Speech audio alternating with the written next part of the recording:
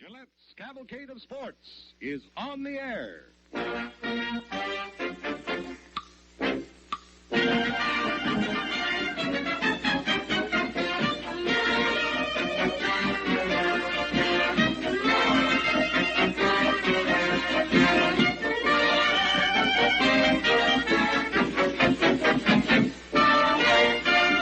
To look sharp every time you shave, to feel sharp and be on the ball, just be sharp. Use Gillette Blue Blade for the quickest, slickest shave of all.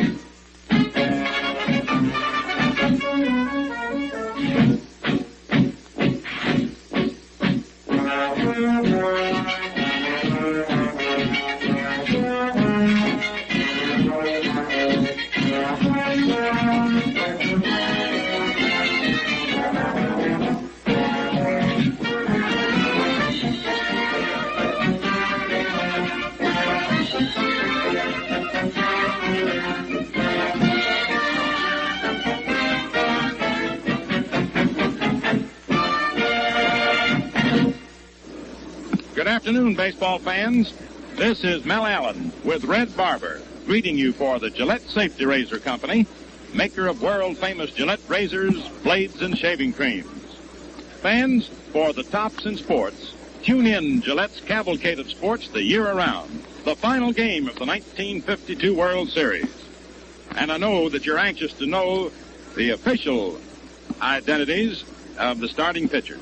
And so quickly we go right down to the playing field and show you, as you would expect, right-hander Joe Black of the Brooklyn Dodgers, as previously announced by Chuck Gresson, making his third appearance in this series as a starting pitcher. He's won one and lost one. And for the Yankees, the issue is no longer in doubt. It's going to be left-hander Eddie Lopez. So that manager Casey Stengel, hard-pressed for a starting pitcher for today as a result of having to bring in Allie Reynolds yesterday in relief. Said he had to sleep on it, and he came up with a low pat today. Eddie with 3 days rest. Coming in to pitch against a Dodger lineup which is predominantly filled with right-hand batters. The Dodgers have not had too much trouble with left-hand pitchers, particularly here at Ebbets Field. But Casey Stengel had to come up with somebody, and it's Eddie Lopez on the mound. Eddie lost his first World Series game when he opened the series at the Yankee Stadium last Friday. So we'll see what's going to happen in this final game of the World Series, one of the most dramatic ever played. Well, ladies and gentlemen, it would be most difficult to describe this series in so many words. Simply say that what has happened so far, regardless of what happens today, this series will go down as one of the greatest and most dramatic of all time. This is the 49th. This is the first 7-game series since these same two clubs, with largely different personnel, of course, battled down to the wire in 1947, the Yankees winning the final game to establish themselves as world champions. The Dodgers, who have been, since day before yesterday, on the brink of their first World's title, this is their 6th series, the Yankees' 19th, are hopeful today of coming back to get it. The series has bounced back and forth. The Dodgers won the first game, the Yankees the second. The Dodgers the third, the Yankees the fourth. The Dodgers the fifth, the Yankees the sixth. But there's no comeback from today. And the way these two teams have battled has been a joy to behold. Thrilling all the way. And as most of the baseball observers have put it, regardless of who wins or who loses today, it's simply unfortunate that one of these two battling ball clubs has to go down to defeat.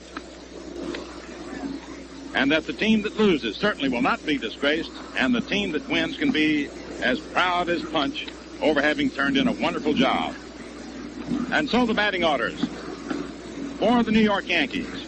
Leading off and playing third base, Gil McDougald.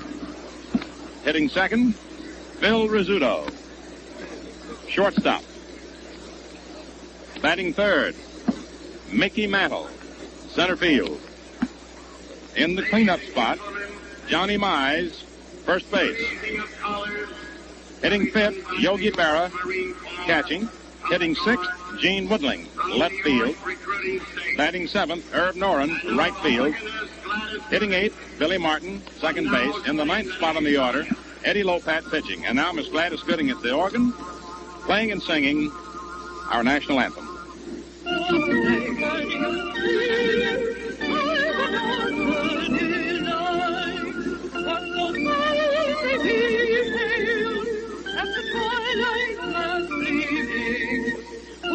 Stripes and bright stars, through the perilous high, for the land that we want, the galaxy streaming, and round the umpire singing, it's smooth and tight, let our life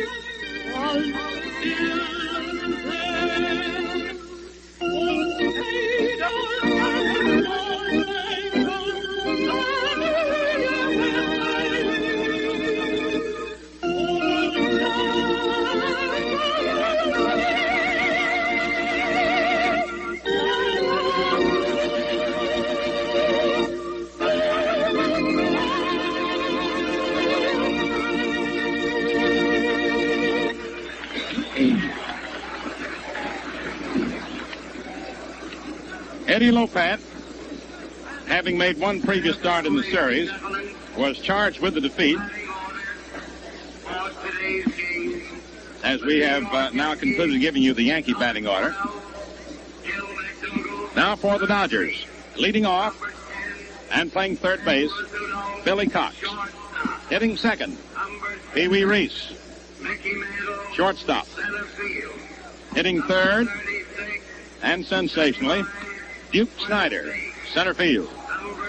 In the cleanup spot, Jackie Robinson, second base. And you're now looking into the Dodger dugout. And number 42 there with hands in his hips happens to be Jackie Robinson. Batting fifth, Roy Campanella. Catching. Hitting sixth, as the Dodgers have revamped their batting order for the left-handed slants of Eddie Lopat. Gil Hodges, first base. Batting seventh, George Shuba, left field. Andy Papko, as you know, pulled a muscle 2 days ago and is available only for pinch hitting purposes. Batting eighth, right field, Carl Furillo. And in the ninth spot in the order, pitching the brilliant Joe Black, who has won one and lost one. Now the umpires come to the plate. Out in front are, reading from left to right, Bill McKinley, Larry Goetz. Goetz has his behind the plate paraphernalia. Then, reading from left to right, Dusty Bogus, Jim Honeychick, and in behind, Art Passarella and Dave Pinelli. They will be aligned in this fashion. Goetz at the plate, McKinley at first, Pinelli at second, Passarella third. We'll give you the foul line umpires in a moment to make certain just where they're going to be. You may be interested in the fact that this is the 12th time in 49 World Series that the Classic has gone the limit of 7 games. Of course, there was a time, you remember, when they used to play best 5 out of 9. Prior to the 7-game limit, when it was necessary to win 5 out of 9, the series went to 8 games 4 times. Now, in the 11 previous series that have gone the 7-game limit, the National League teams have won 7 of them, if you decide to put any faith in previous happenings. Now, the bullpen for both teams will be active right from the very beginning, most likely. Preacher Rowe is down in the Dodger bullpen.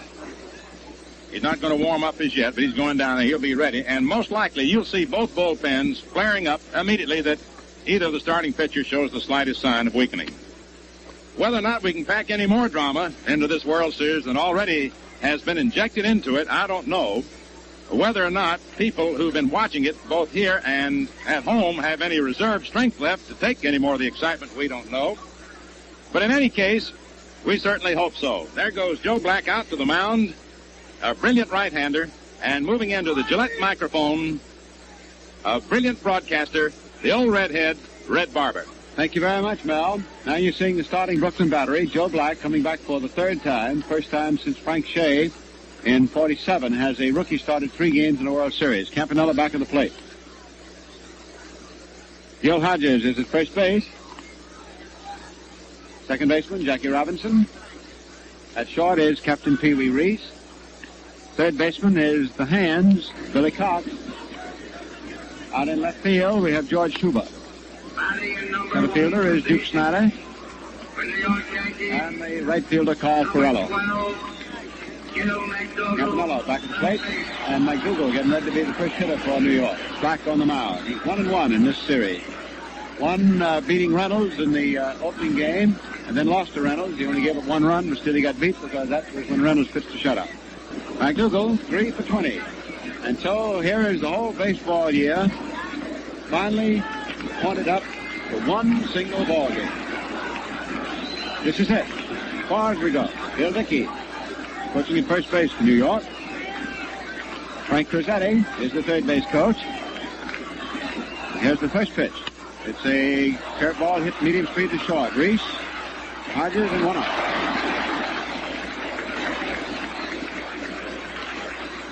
One away. Batting in number 2 position, number 10. Well, the little shortstop for the Yankees, Rizzuto, who is 3 for 23 getting in. We have 1 out, no score, and the ball game has begun. Call strike. Larry Goetz back at the plate working balls and strikes. As manager Stengel, he spent yesterday, especially the late innings, standing in front of his bench, and he's starting out that way today. There's a bunt up toward first base. Hodges fields the ball and makes the foot out on Rizzuto, tagging it. So Rizzuto bunting for a base hit is out. The first baseman unassisted, and to a goal. Rizzuto may have hurt his right knee a little bit when he went into that slide, trying to avoid the tag. I think he did. Number 7, Mickey Mantle, center fielder. Well, here's Mantle, who's had a great series. He's 8 for 24. His home run was the differential yesterday as the Yankees evened the series at 3 games apiece, winning 3-2. Mantle, a switch hitter, as you know. Ground ball is hit foul outside first base. Mantle gets down the line. He can run. No balls, 1 strike. The Yankees are trying to win a 4th straight World's title, the 2nd time in their history. The Dodgers are trying to win their 1st. This is their 6th opportunity at it. There's a high foul out of front. Joe Black is one of the most interesting careers that you could study. The big fellow was a rookie at spring training camp, and so little was known about him that he was not. Now get this, he was not on the regular roster of the ball club. You will not find him in the National League Green Book. The spring training camp roster. That's how little known he was. And he came on slowly relieving. He was almost strictly a relief pitcher. This is his 3rd start in the World Series, or 1 more than he made in the regular pennant race. Pitches high. Ball 1 ball, 2 strikes. Black did not start at all until the closing week of the pennant campaign, when he pitched the game in Boston, which guaranteed the Dodgers no worse than the tie. Curry, strike 3. And press it up. Low inside hook. So, nothing across. And in the middle of the 1st inning, the score is the Yankees nothing, the Dodgers nothing. Eddie Lopat takes the mound for the first time at Ebbets Field in the series. He started and lost to Preacher Row in the opening game at the stadium, which was game 3 of the series. Number 3, Billy Cox. Now to meet the Yankees, we have Johnny Mize at first base. At second base is Martin. Shortstop is Rizzuto. As our camera flips over there is Phil. Third baseman is McDougald. Woodling in left field. Mantle is in center. Right fielder is Norin. Billy Cox first up, and Berra is the catcher. Curveball over for a call strike. According to the records we've been able to put together, Berra is establishing a new record for the most putouts by any catcher in the history of the World Series. The record, we believe, was 51. He has 52 if we total them up. Billy Cox takes on the outside. Ball one. Cox is 6 for 22. The Yankees went down before Joe Black, 1-2-3, so we have no score. There was a screwball that broke in there, and it is a ball, 2 strikes. Jake Pitler coaching at first base for Brooklyn. Manager Charlie Dressen coaching at third. Here we go, last of the first inning, and everything is up for grabs. World's title, winner's share of the first, all the prestige and fame and acclaim. A whole year's work. Low pat, stocky left-hander. Cox swings at a sharp curve. The ball is dropped, picked up, and the tag is made on the hitter by catcher Berra. Number 2 position, number 1, Pee Wee Reese, shortstop. Well, Reese yesterday, for the first time in the series, went a game without getting a base hit. He has 9 hits for the series. He and Snider each have 9. Snider has become, of course, the hitting star. Pounding ball wide of third. McDougald up with it nicely. And it's a bad throw. And it hits Pitler, the first base coach. It hit Pitler, the first base coach. And friends, this is my 23rd year in this business, and I've never seen a baseline coach hit with a thrown ball before. As just another example, anything can and probably will happen at Ebbets Field. Pitler rubbing the back of his left leg where the ball hit him. McDougald is charged with the error on his throw. And Reese is on, and Pitler, I guess, is glad to pay the price. He was hit with a throw. Bunts, foul.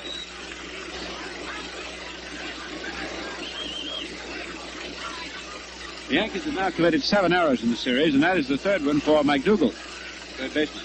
Snider hit in both of Brooklyn's runs yesterday with home runs. And as Mel told you, he tied a Gary Gruth record for most home runs in the series by a batter with 4. He's the third fellow in World Series history to hit 4 home runs. There's Loprat on the mound. Snider is the new World Series holder of total bases without anything happening today. Swings and grounds it foul. Every base hit that he gets will add to his record for hitting for the most total bases. His total bases now are 23.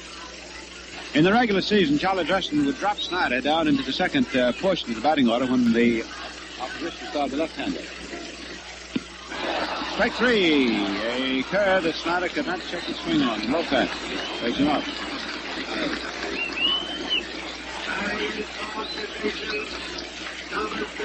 Jackie Robinson has not had the World Series that he had hoped to have. The plain facts of the case.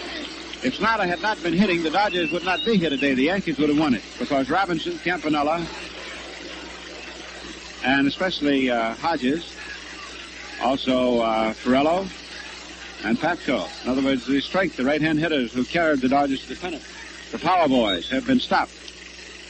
The Yankee pitching has certainly been rough on the Brooklyn right-hand hitters.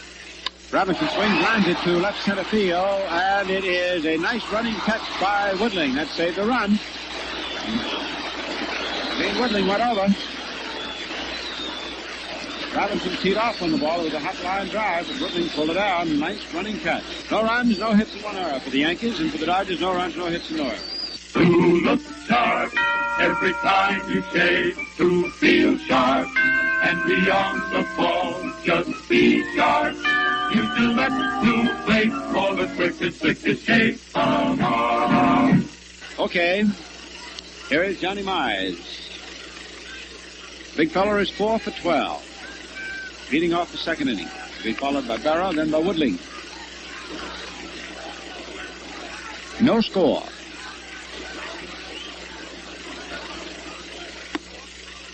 Fastball high for ball 1. Go outside, ball 2.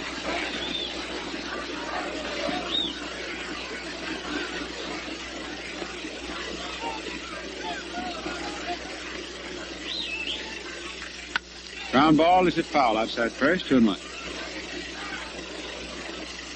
I do not think that baseball has a parallel for the story of Joe Black this year. A complete unknown, holding together a very wobbly mound staff. Dressen got decisions out of some 17 different pitches. Black was his top winner, his relief man with 15. I don't think a team ever had such a lack of a pitching staff and got into a World Series. My swings are the ball drills, foul. Out of here, but foul, and it's 2-2.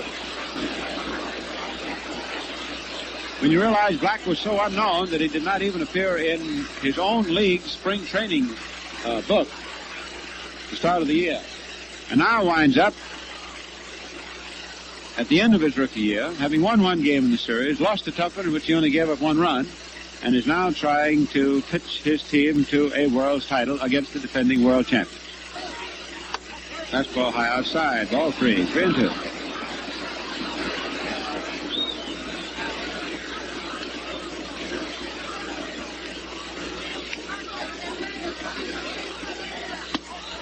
Ball 4. And the Yankees have their first baseman, Sonny Mize. Moves ponderously down to first, as you see. Yankee catcher number 8, Larry Goetz. Now we have the Yogi stepping in. Berra playing, despite that bruise, tip of the left index finger. Berra is 6'4", 24. A high pop-up. Going out into center. Snider coming in. Takes it for the out.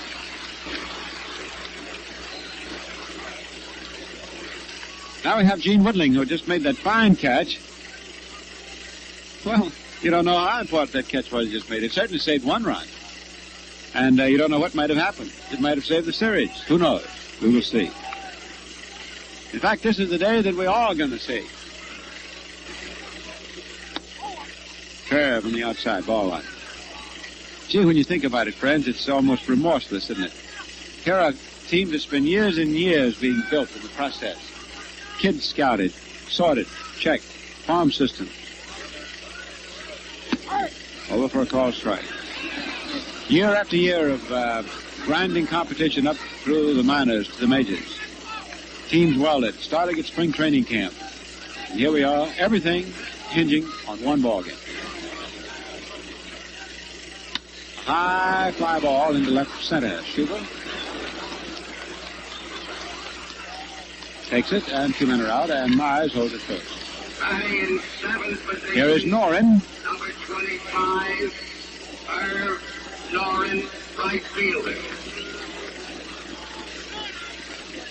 Norin so far has had 3 for 8. Started the first game, and started again yesterday, and starting today. A high fly ball into short right. Here is Furillo moving under it.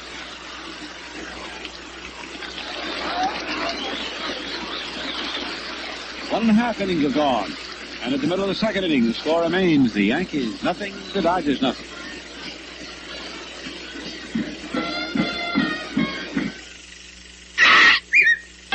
Look sharp. Feel sharp. Be sharp and listen, mister. How are you fixed for blades? Do you have plenty? How are you fixed for blades? You better check. Please make sure you have enough, 'cause a worn-out blade makes shaving mighty tough. How are you fixed for blades? You better look. Gillette Blue Blades we need. This string around my finger's a reminder that it is to purchase something I must not forget. We know. Is it shampoo, cigarettes, or talcum powder? No. It's Easy Shaving Blue Blades by Gillette. How are you fixed for blades? You better look. Gillette Blue Blades we need. Eddie Lopat is ready to shove off now for the last half of the second inning. It is no score. With no runs and no hits. Lopat was plagued the early part of the season with a bad arm, but he came around all right, won 10, lost 5. His World Series record, 3 victories and 1 defeat. His first defeat in Game 3 of this current encounter. Well, here is Roy Campanella, who is 4 for 24 and has been a singles hitter. He's supposed to be one of Brooklyn's big power men. There's a trickle ball back to the mound and no power there. 1 out.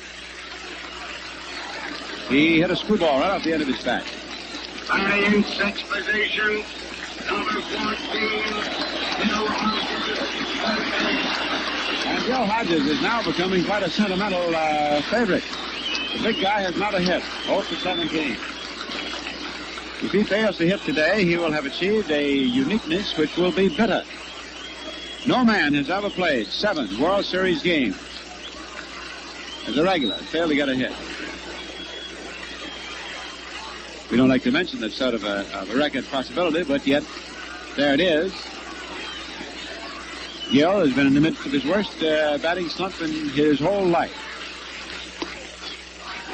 There was a slider curve high outside, ball one. Low pad, very tricky. Sun is now getting through very well. Hodges swinging at a long fly ball. Mantle backing up. And makes the catch. So that's the best ball that Gil has hit in the series. Getting a long way, but straight away. Now we have 2 up. 98-7 position. Number 8, George Shuba, the fielder. George Shuba is 2 for 7 in the series. He doubled in the 8th inning with 2 out yesterday. That put the tying run, second base, and that is when Rashi was replaced by Reynolds, who made it stand up. Base hit through the middle. First hit of the ball game.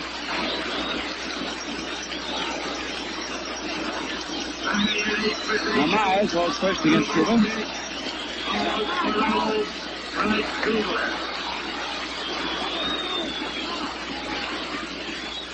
Batter is to be Furillo, who is 4 for 20.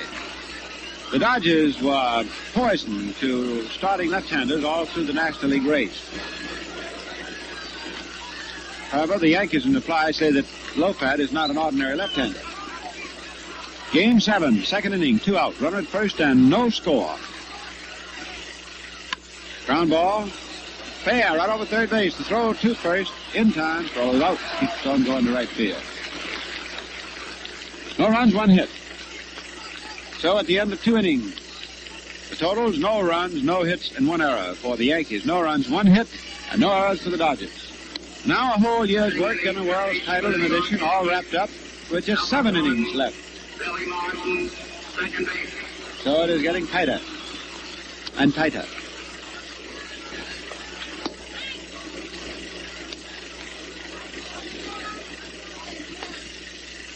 I know that Walter O'Malley, the president of the Dodgers, he's been walking around practically talking to himself. I know that the O'Malley has been talking to the little men. But whether they've answered him back or not remains to be seen. Dan Topping, of course, is a great deal calmer. He's had his Yankees already win for him before. But now it's Billy Martin. Curveball on the outside, ball 1. Now looking at Vice Presidents Bavasi and Thompson, and there is Walter O'Malley. Get the cigar. The Yankees have won 14 world titles, lost 4. The Dodgers have lost the 5 previous World Series they've been in. This one is to be decided right here and now. In fact, it is in process. Your friends at Gillette are very happy to telecast it for you. No score. High fly ball. Snider comes in. Under. Remember, the wind is blowing in. It is holding up these fly balls.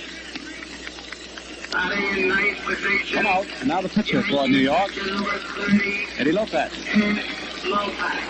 Lopez has 1 hit and knocked in a run with it. Pretty good hitting pitcher. Curve outside. All 1. You're looking down now toward the Yankee box. There's a ground ball that is hit up toward first base. We'll get that picture for you again. Hodges making the put out unassisted at first, and we have 2 gone. For the Yankees, the gentleman at the left in the light hat is Del Webb. The camera moved just back of him a little bit. You will see, let's move the camera just a little back to the left. Down and to the left. Bareheaded, there is Dan Topping. Just raised his right hand. And George Weiss is sitting to the extreme right. The camera will come down to the right just a second. There's George Weiss. Then you move on, down 2, and there was the commissioner, Ford C. Frick. There's McDougald leading off. 2 down. Black's curve is inside. Commissioner Frick is not feeling well today at all. In fact, he said that he feels so bad, he was ill all evening, that if this were not the decisive game, he wouldn't be here. Cox, Hodges, again nothing across. And as we get to the middle of the third inning, the score is New York, nothing, Brooklyn, nothing. Well, the little bird tells me, you see him there on your screen, that it's time to ask how you fix for blades. Yep, easy shaving Gillette Blue Blades, I mean. And you can't buy them in your bathroom. So remember to get a fresh supply before you run out. Double-edged for double economy. Gillette Blue Blades have the sharpest edges ever honed. Or they fit your Gillette razor exactly and protect you from the discomfort caused by misfit blades. Ask for Gillette Blue Blades in the Gillette dispenser that deals them out unwrapped and has a safety compartment for used blades. Holding 20 blades, 40 shaving edges, the Gillette dispenser is 98 cents. The 10-blade size, 49 cents. For the Dodgers, it will be Black, and then the top of the order, Cox and Reese.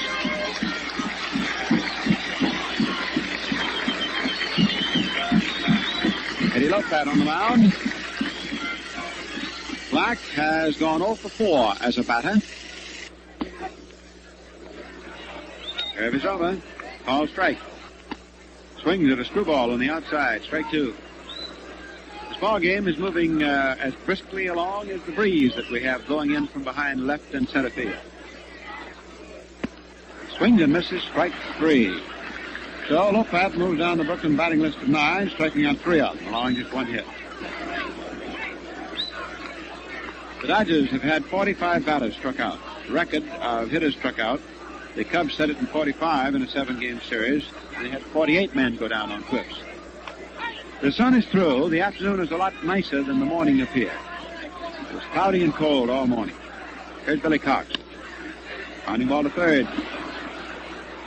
Dougal demise, and we have 2 out. No score. This ball game in this series, just as tight as a brand new pair of shoes on a rainy day. Boy, that's tight. Well, here's Pee Wee Reese. He's the veteran of the Dodgers. He goes back to 1940 with this club. The curve over. Since Brooklyn has become a power in the National League, there have been 3 head men dominant. First Larry MacPhail, then Branch Rickey, and now Walter O'Malley. Reese has played through all 3 of those administrations. Lopat getting ready. Reese hits a high fly ball into right center. Noren goes back. Throws it down. At the end of 3, no runs, no hits, and 1 error for New York. A throwing error on the infield. No runs, 1 hit, single by Shuba, and no errors for the Dodgers. And the Gillette Safety Razor Company is mighty happy to bring you these telecasts. And say, folks, that reminds the old redhead, how you fix for blades? Campanella throwing through. Robinson passing it on to Reese. Throw down to Cox. Ball brought into the mound. For the Yankees, they're number 2, 3, and 4 spots. Rizzuto, Mantle, and Myers. And this one today is opening innocently with tight pitching, as did the one yesterday. In fact, it's an opening even quieter. But there's going to be a storm. I guarantee you that they'll tap the pea patch before the day's over. Base hit. There's the 10th one off Black, and the first one today. And Rizzuto is on his way for second. Shuba retrieves the ball. It bounces back. And little Phil, who had run out from under his cap, is at second with a double. Dave Pinelli, umpire at second base, picks up the cap, flips it over, so Rizzuto opens with a double inside third, and the Yankees have a threat. Down in the left field corner where that double went, a spectator leaned over and tried to interfere with the ball. He did not. But umpire Hodges, I got one of the park police, put him on duty, and the people down there have been warned not to interfere with the ball in play. Up now is Mantle. Nobody out. Rizzuto at second.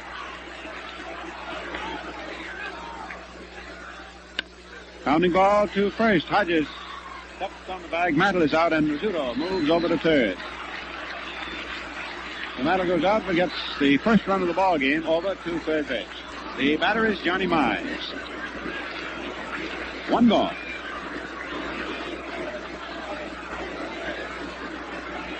Larry Goetz, the ball and strike umpire. Campanella is the catcher. Mize walked in the second inning. The only Yankee to get on except Rizzuto, who's now at third. Low across the kneecaps. Ball one.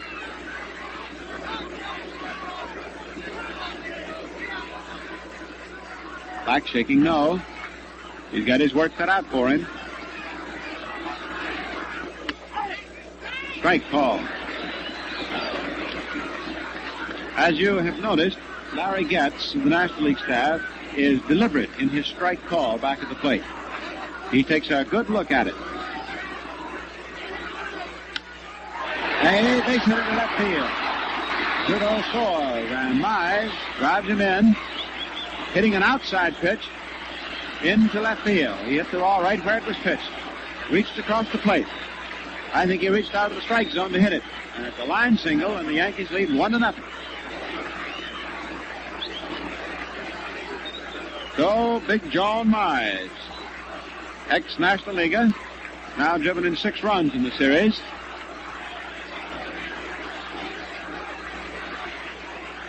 Batter is Berra. Curve over for a call strike. This run for the Yankees is their 4th in 19 1/3 innings against Black.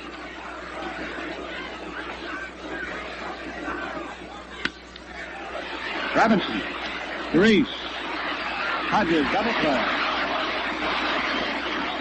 That is double play number 4 for the Dodgers in the series, and it's the 10th double play we've had all the way through. 4-6-3. The Yankees 1 run on 2 hits. And in the middle of the 4th inning, the score is New York 1, Brooklyn nothing. I guess you might say about the most unkind thing that the New York Giants, the bitterest enemies of the Dodgers, ever did to them, was to deal Johnny Mize to the Yankees. Mize hit the base hit that was pivotal in the 1949 series. Hit it off Franco, if you'll recall. Most people think that was the turning point. He's just driven in a run today. He's driven in 5 earlier runs. Now the batter is Snider. Fastball in under the hand. Ball 1. Snider struck out. First inning. Yankees 1. Dodgers nothing. See those circles along the foul lines? That's for the fungo hitters before the ball game. There's a base knock, and Snider adds to his record with a single. That gives him 10 hits for the series. That's not the record. He now has 24 total bases. No other player in the history of the World Series, no matter how many games it went, ever had more than 22. So Snider puts the tying run at first as the Dodgers answer back. This is hit number 2 off Lopez. The batter is Robinson, who was robbed of an extra baser by a fine catch by Woodling in the first inning. Robinson 3 for 20. That was a quick curve over. Strike 1.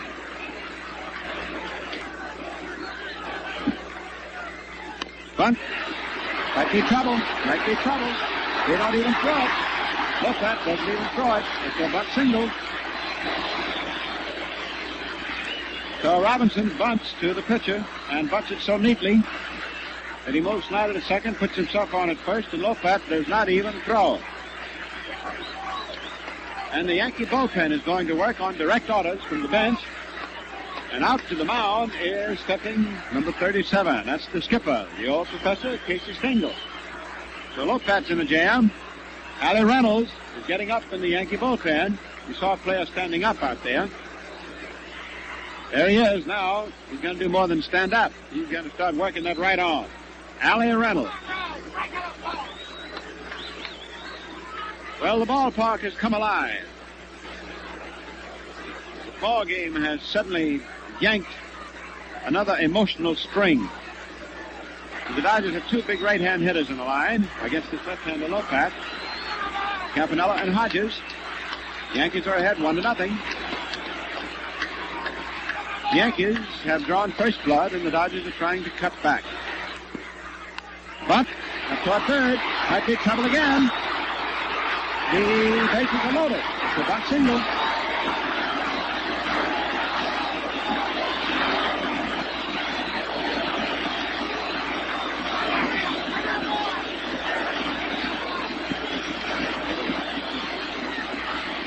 So the Dodgers load the bases and set the stage for Gil Hodges. Hodges is given a word of guidance and assurance by manager Dressen.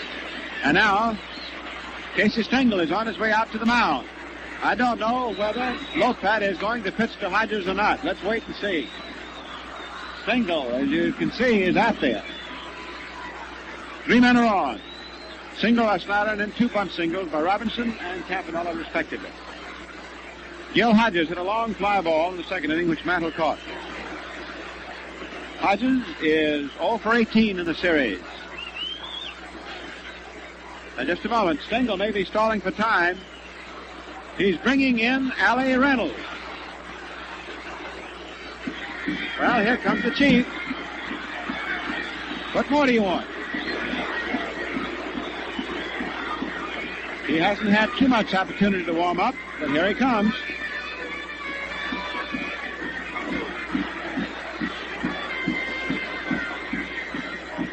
Reynolds has won a ball game, lost a ball game, and saved a ball game in this series for the Yankees.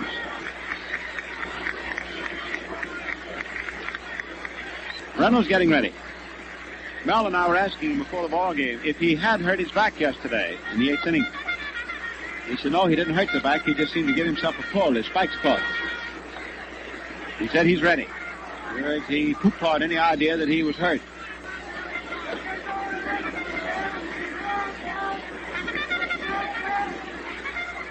That's the head man of the Yankee pitching staff. So we've now got Black and Reynolds in a ball game again. That's the way we began. Looks like that's the way we're going out. The Dodgers, as customary to say around here on the banks of the Gowanus, have the bases FOB. They are full of Brookings. Nobody out. Gil Hodges looking for his first hit, as well as his first run batted in the series. And he has grown to be quite a sentimental favorite because he's become such an underdog. And the odd thing is that he's the fellow that led the club in home runs and in runs batted in. Okay. Just set loose, friends. Hold on to your hat, and here we go. Hodges dug in. 3 men on, nobody out. Yankees have the infield pulled in halfway. There's the ball drilled into left field. It is caught, but here comes Snider toward the plate and scores the tying run. The ball gets away from Reynolds for the moment. Robinson goes over to third. So Hodges does not get a base hit, but he does knock in the tying run, and it's a brand new ball game at 1-1. The throw gets away from Reynolds, gets away from Berra at home plate. Reynolds recovered it. Robinson advances over to third base. But for Hodges, that is a run batted in, his first of the series. And it's a brand new ball game, tied at 1-1. Snider scoring it. The run is charged to Lopez, and the run is earned. Now we've got to find who the scorer awards the error to for Robinson moving over to third base. He did not go over on the throw-in. Batter is George Shuba. Runs at first and third. The error is charged to Reynolds, as the scorer rules that the ball got away from Reynolds, not Berra. The error is charged to Allie Reynolds. Second Yankee error today. 8th error of the series. All right. 2 ball clubs even again, with the Dodger threat continuing here in the last of the 4th.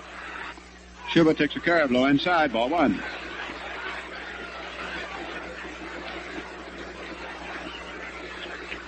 Shuba is 1 for 1 today. He is 3 for 8 so far in the series.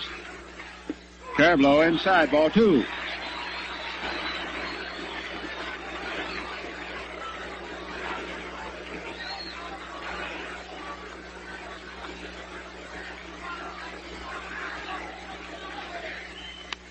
High foul ball out of play. That's 2-1. It's a real tough series, isn't it? Huh? Mel's been looking back in his scorecard, and he says that this is Snider's run here in the 4th is the first time he scored a run outside of when he scored himself with a home run. By the way, this is the first of 7 Brooklyn runs that Snider hasn't driven in, although he did score it. Slow curve is beautifully in. Called strike 2. Boy, the Chief just lobbed that one through there practically. He spun it off. All right, 2-2. I think Stengel brought in Reynolds just about where he wanted to. Didn't want to start him, but he wanted to get him in around the middle of the ball game. Well, he's got him in. This is inning 4. Strike 3. He let up. There was a change of pace, and Shuba is struck out. And now Robinson cannot be scored from third as the result of an out.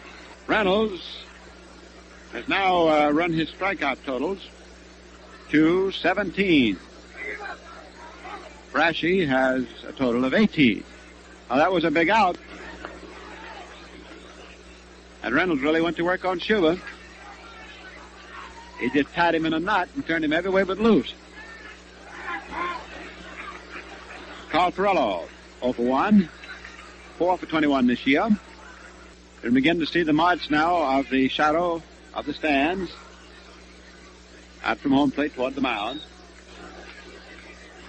The irregularities at the edge of the shadow of men and cameras on the top of the stands, casting their shadows. Long, long baseboard road for both of these clubs this year. The road hasn't turned yet, but it's going to turn today. Robinson dancing. Reynolds comes set. Curve hit down to third. Off McDougald's chest. He recovers. Throws to first in time. And Furillo is out. McDougald almost had that one get away from him. He played it with his chest. And the Dodgers had the bases loaded and only got one man. So it is now Reynolds' ball game to win or lose. 1 run, 3 hits. And it is Reynolds and Black to win and lose it. Well, how can you keep adding this thing and making it run any more dramatically? So Joe Black and Allie Reynolds are now to win and lose it, as at the end of 4 innings, it is hung up at 1-1, and the games are tied at 3-3. And the Gillette Safety Razor Company is very happy to bring you these telecasts. And folks, that reminds me, how you fix for blades? Well, if there's no serious objection heard any place around, let's pause 10 seconds for station identification. WNBT New York, Channel 4. In fact, the way this is running, friend, is now 1-1. You need fewer and fewer words. Black and Reynolds. The Dodgers and the Yankees. And here in the top of the 5th inning, it is Woodling, Norin, and Martin. Number 6, 7, and 8 hitters. Casey Stengel's batting card. Gene Woodling, who made 2 nice catches out in left field, especially in the first inning off Robinson. 1-1 tie. 1 run, 2 hits, 2 errors for the Yankees. 1 run, 4 hits, no errors for Brooklyn. Black's quick curve is on the outside. Call strike.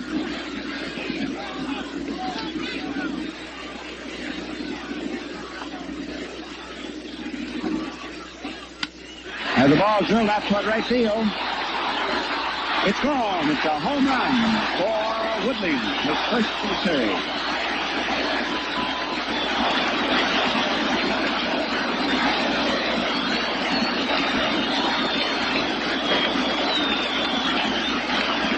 So Gene Woodling belts a home run.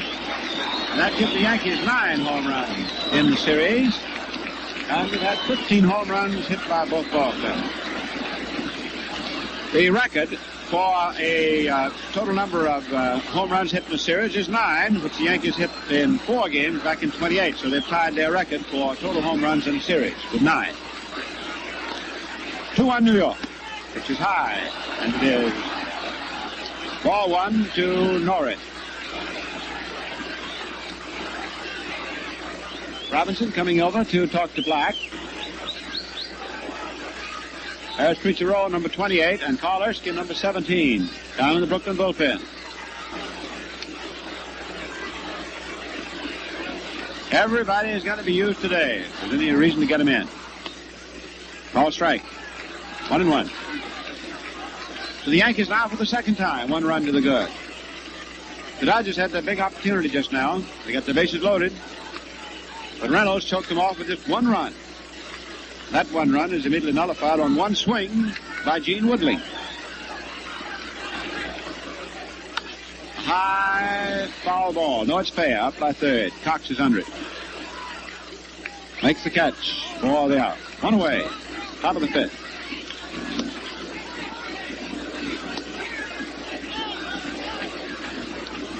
Billy Martin, the second baseman. He's 0 for 1 today.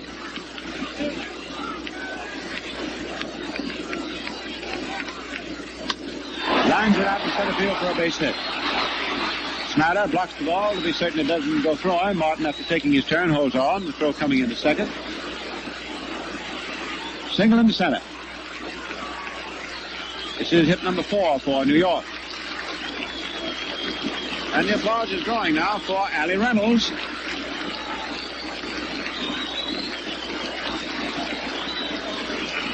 There he strides. Fine athlete.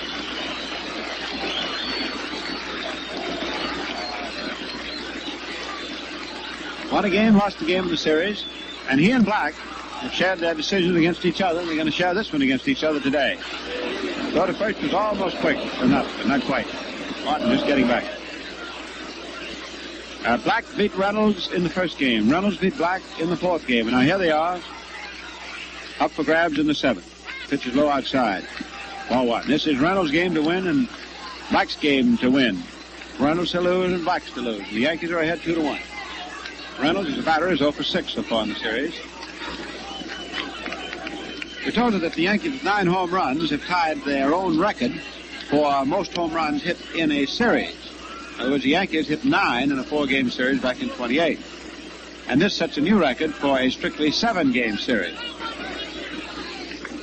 Washington in 25 had hit 8 in that 7-game series. Ground ball hit to the right side. Play is to first base. Reynolds is out. Robinson to Hodges. Martin moves on to second. 2 gone. And McDougald, who is 0 for 2, steps in.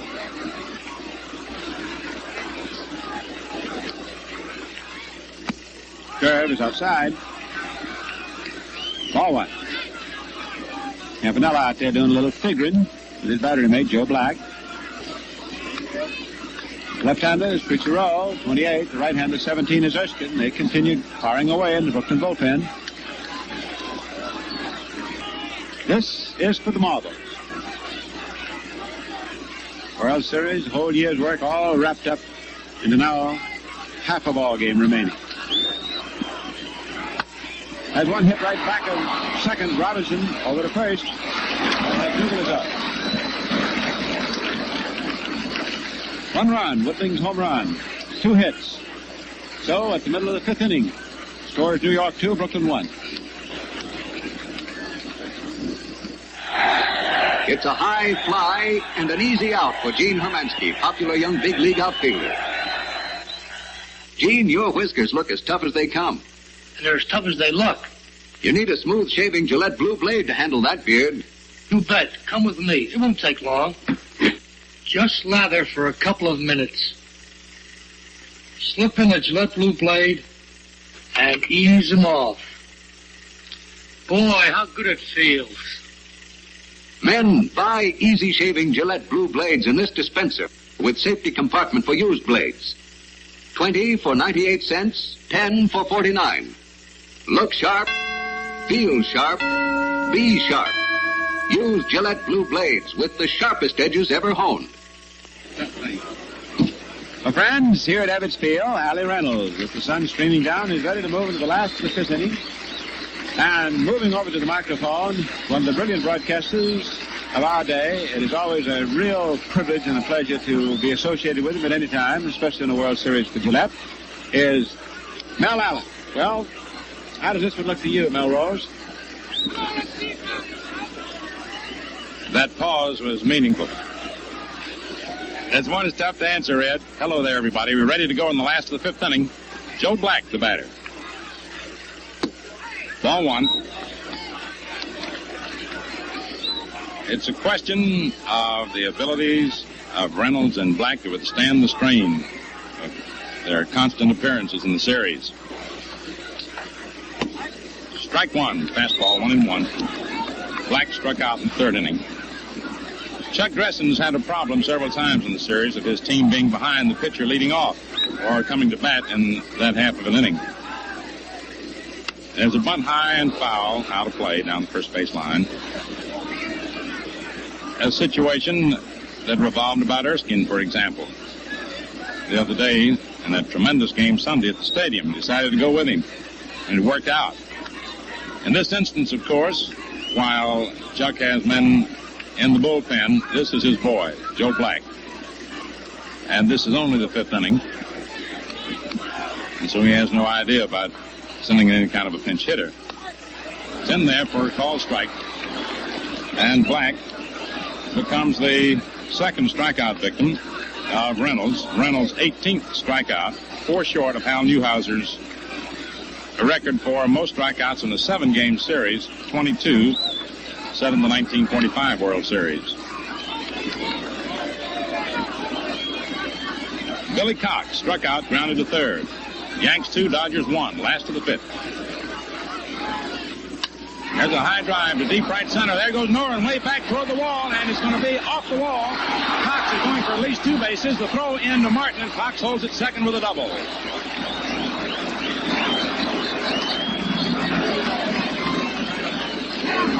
Billy Cox lining a high drive off the wall in right center for a double.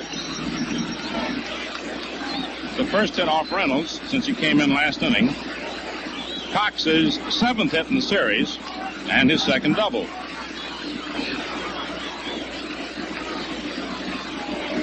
Thus the tying run is in scoring position with Pee Wee Reese coming to bat. Safe on a throwing error in the first inning by Gil McDougald. Fly to right in the third. And on deck is Duke Snider. 1 out. Strike, slow curve inside, below the shoulders. Tension mounts with every pitch thrown. There's no peak to it. Cox with his lead away from second base. Reese swings and hits it to left field for a base hit. Here comes Cox rounding third. He's on his way to the plate. And he goes in to tie it up. And there's Reese going down to second on the throw. And he is safe.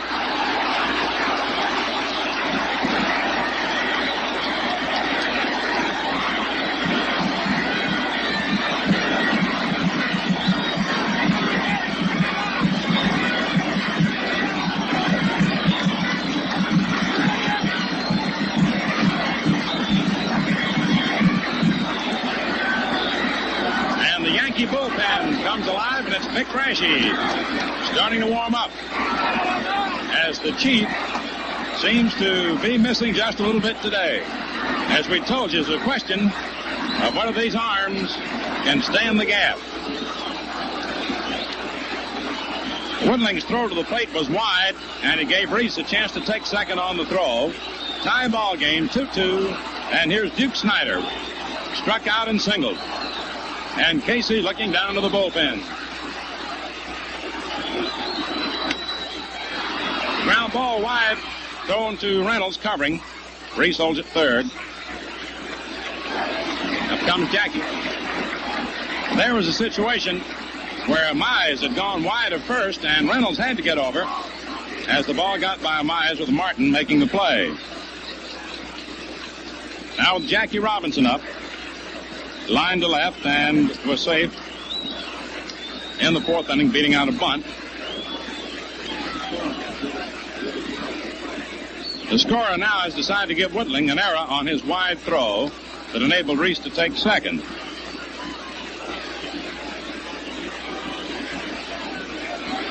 Which is the third error of the ball game for the Yankees. Now with a great base runner on third and a great bunter up, despite the fact that the 2 outs, you can look for even a 2-out squeeze. You can look for anything right here. It's seldom that you'll see the 2-out squeeze, but you could look for it. Inside, ball 1.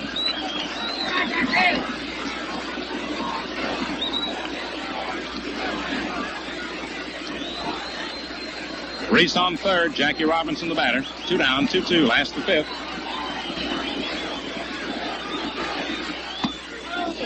Ball 2, a little outside.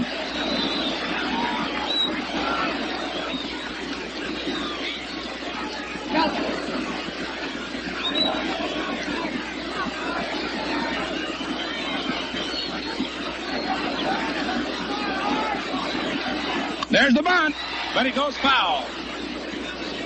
Strike one, 2-1. So they did try the 2-out squeeze. He had the perfect setup for it. A great bunter, a fast man to plate, and a great base runner on third.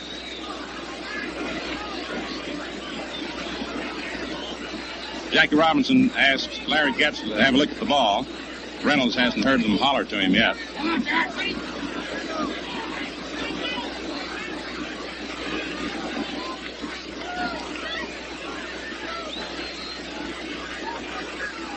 And there is no sense in trying to pick out any more adjectives to try and indicate the greatness of this series.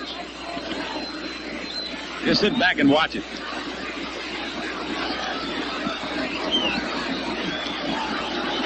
Reese on third. 2 balls, 1 strike, 2 down. Last of the 5th, 2-2 the score.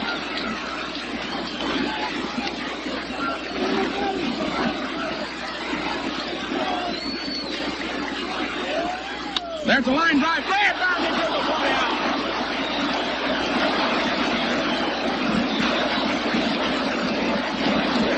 One run, 2 hits, 1 error, and 1 left on. And the score at the end of 5 innings, Yanks 2, Dodgers 2.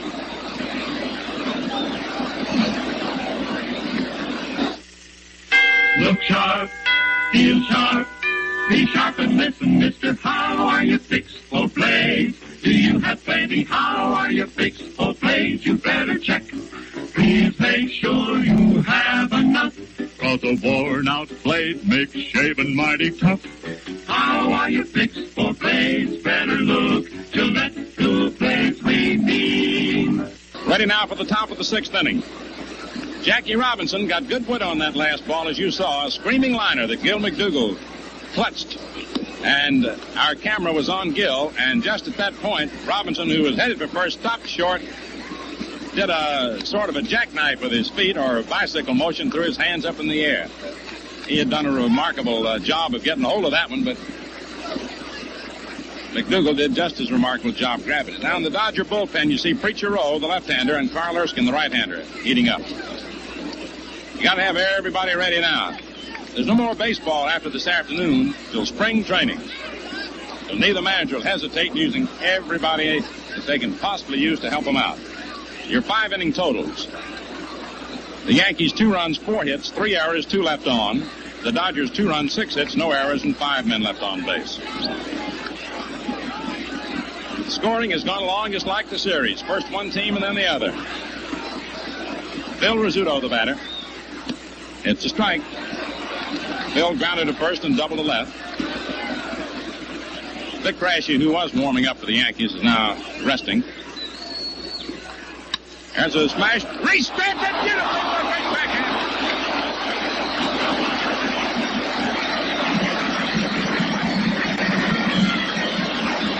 How about that play? The great Pee Wee. He and Rizzuto have shown you some tremendous shortstopping in this series. Pee Wee taking a base hit away from his shortstop rival with a tremendous backhand catch of the low liner. Mickey Mantle struck out and grounded to first. High, ball 1. Yanks 2, Dodgers 2, 6th inning.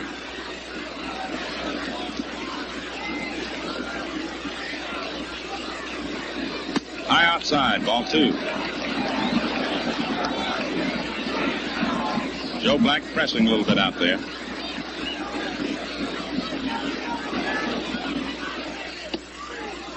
Inside, ball 3.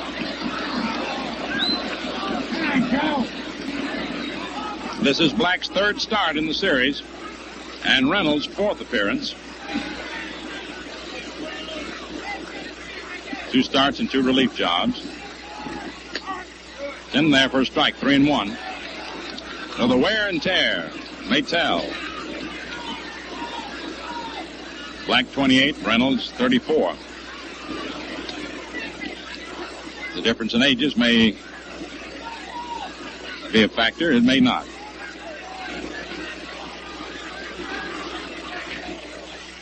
There's a fly ball out to right field. That ball is going. It is gone.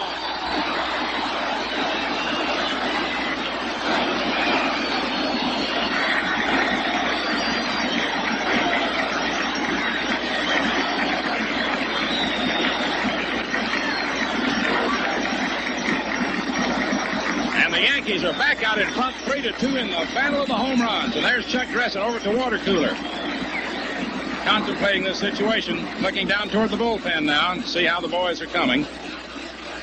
This series will go down as one of the greatest of all time. It will go down as the series called the Battle of the Home Run. High ball one to Mize, way behind Campanella to the screen.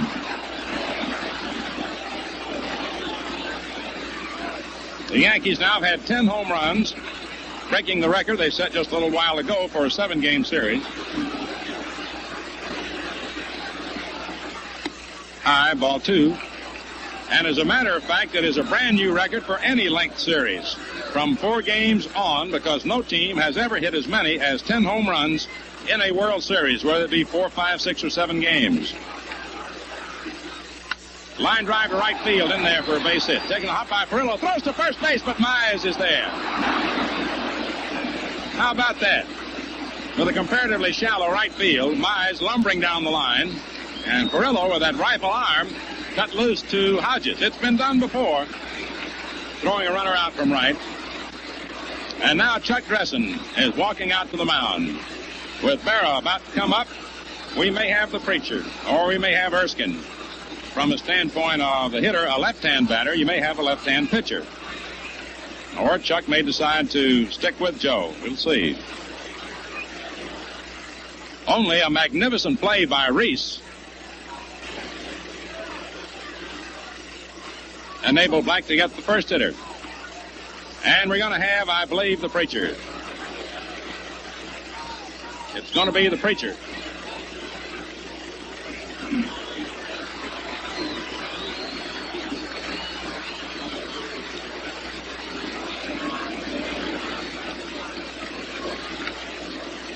Attention, please. Now coming in effect for the Dodgers, number 28, Preacher Rowe. Preacher Rowe coming in to relieve Joe Black. And Joe Black, as he leaves the mound, will be given a tremendous hand. He should. He has pitched magnificently in this series. So Preacher Rowe comes on. Joe Black will shortly leave.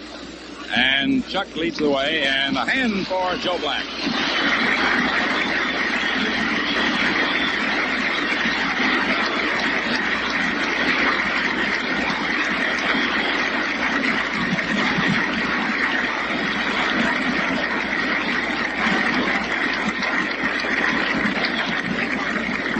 The great right-hander who carried the Dodgers to their pennant and who pitched tremendously in this series, having made 2 starts and gone to the 6th inning today, and has pitched reasonably well today. But after all, this is the last game. You can't afford to take even one chance. So the preacher comes in. He relieved yesterday, and now Billy Lowe's, who started yesterday, has replaced Rowe in the Dodger bullpen. Number 17 is Carl Erskine, who was warming up along with the preacher. Preacher Rowe, who came in the 9th inning yesterday and performed so nobly.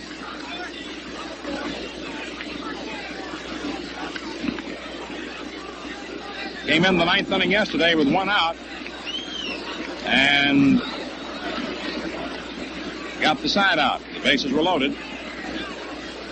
And he's coming on now to pitch to Berra.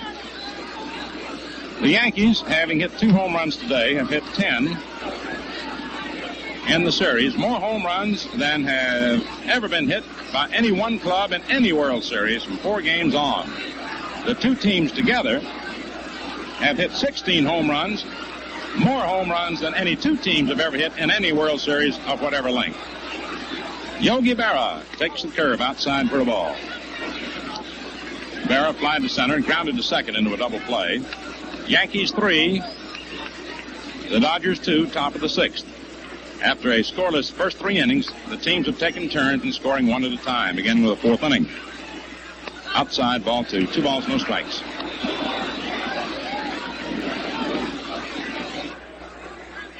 This is Rowe's 3rd appearance. Made 1 start and beat the Yankees over at the stadium last Friday. Altogether, he's worked a total of 9 innings, allowed 6 hits, 3 runs, walked 5, struck out 5. There's a strike. 2-1.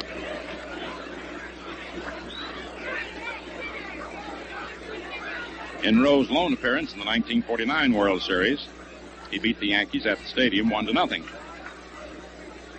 Mize on first, 1 out, 1 in, 6th inning. Yanks 3, Dodgers 2.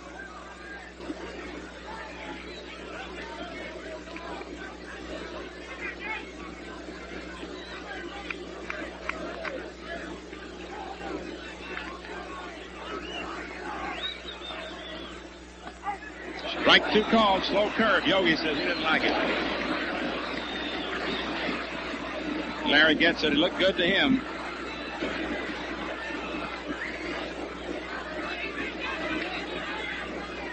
There's one thing you notice about Preacher Rowe. He may start out behind you, but he'll come back and get even with you in the balls and strike counts for the most part. And then he'll take it from there. Strike 3.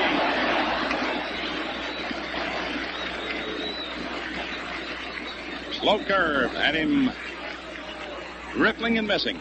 And now you see the reason, among others, that Mize was not running.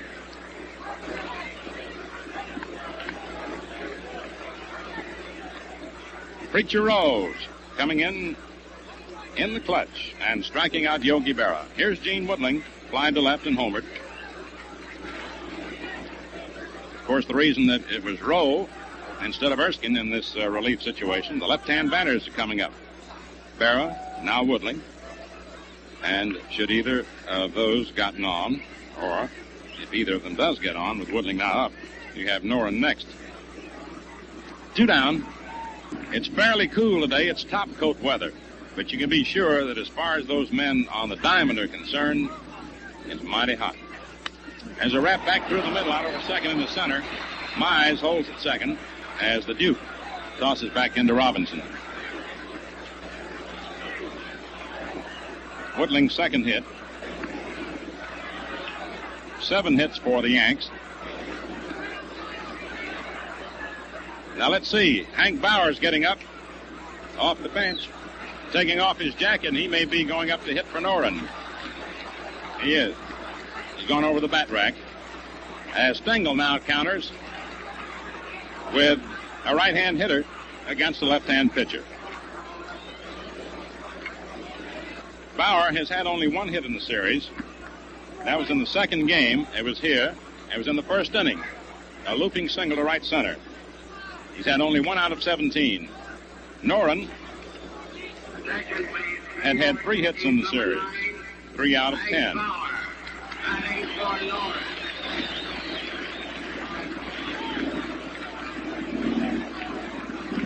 So Hank Bauer comes in with Mize on second, Woodling on first, 2 outs, top of the 6th inning. Yankees 3, Dodgers 2.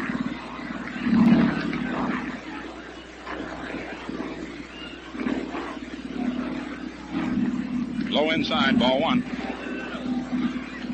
There are many factors to be taken into consideration as you watch the game. Again, with hoping that you will not misunderstand the remark, no criticism intended, but rather an actual fact, Mize is not a fast runner. And therefore, there is a possibility that even if Bauer should come through with a single, Mize might be thrown out the plate or he might be held at third. It's something to look for, in other words.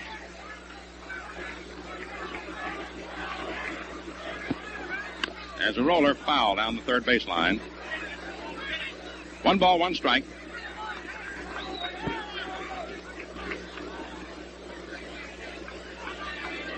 Red and I have been telling you throughout the series, almost from the beginning at least of the second game, how important each pitch has been. And we're constantly repeating it, but it's true. Ground ball foul down the third base line. Strike 2, 1-2. And particularly today, we reach a peak in that department because every time a man cocks his arm and throws a ball, the World's Championship rides on it.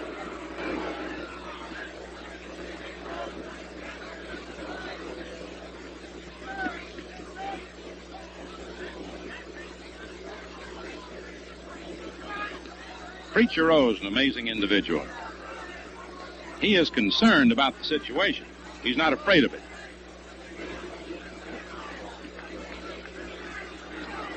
He is cagey. He's cunning. Mize on second, Woodling on first, 2 down. Bauer hitting for Noren. 1 ball, 2 strikes. Yanks 3, Dodgers 2, top of the 6th. And now Rowe takes a little too much time. Bauer steps out. Rowe backs off the hill.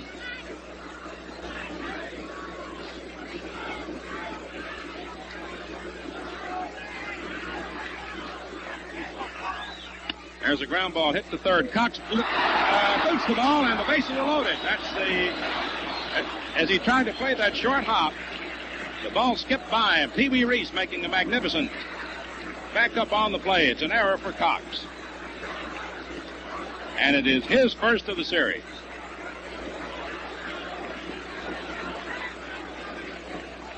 Bauer is a very fast runner, and that is why Cox had to charge that ball. And they're very tricky. You don't get to it just at the right instant. That ball will take that little short hop and skip by you sometimes.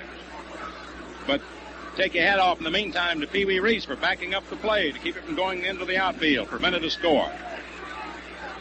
So the bases are loaded, and here's Martin. Fly to center, single to center, 2 down. Whether the error will be costly or not remains to be seen. Ball 1, a little outside.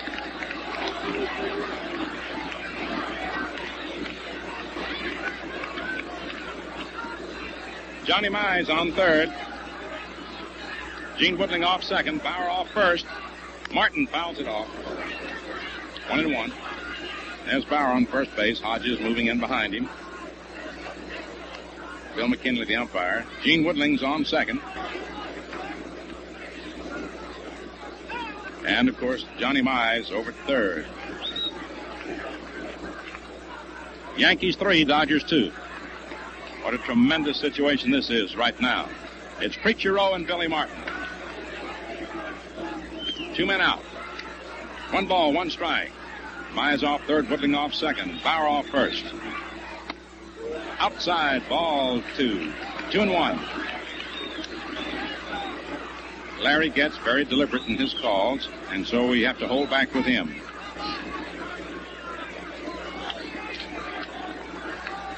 Outfield shaded a bit toward left. There's a high fly ball in center field. Duke Snider getting under it. The wind blows it in a little. He comes in, makes the catch. And the Preacher pitches out of it.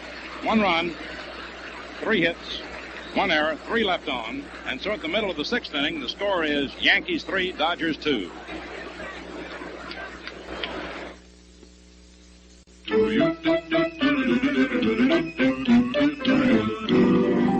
In ancient days, men looked like this. Please tell why, Everett. Well, shaving was a painful job. They didn't have Gillette.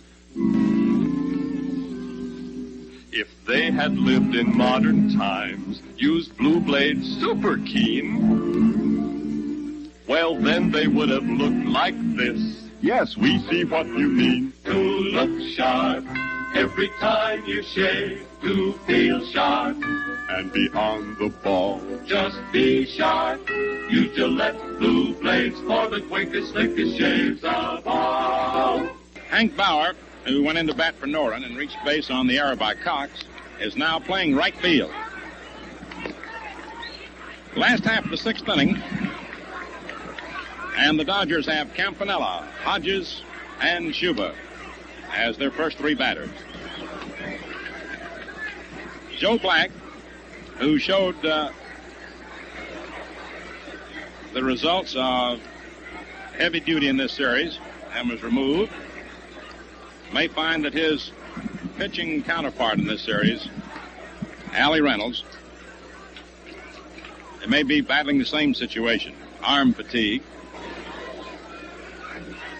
The Dodgers, in the last inning, hit some balls real hard off Reynolds after Allie had come in the fourth inning with the bases loaded, none out, relieving Lopat, and got out of the jam with but one run being scored. That charged to Lopat.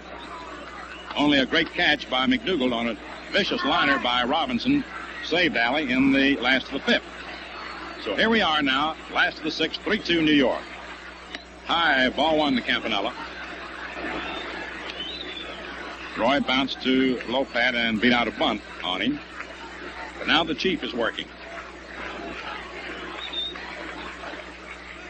There's a liner into right field for a base hit. Taken on a hop by Bauer. Throw comes back into Martin, and now the tying run is on first, and Hodges up. And the signal goes out to the Yankee bullpen for Vic Raschi to get up.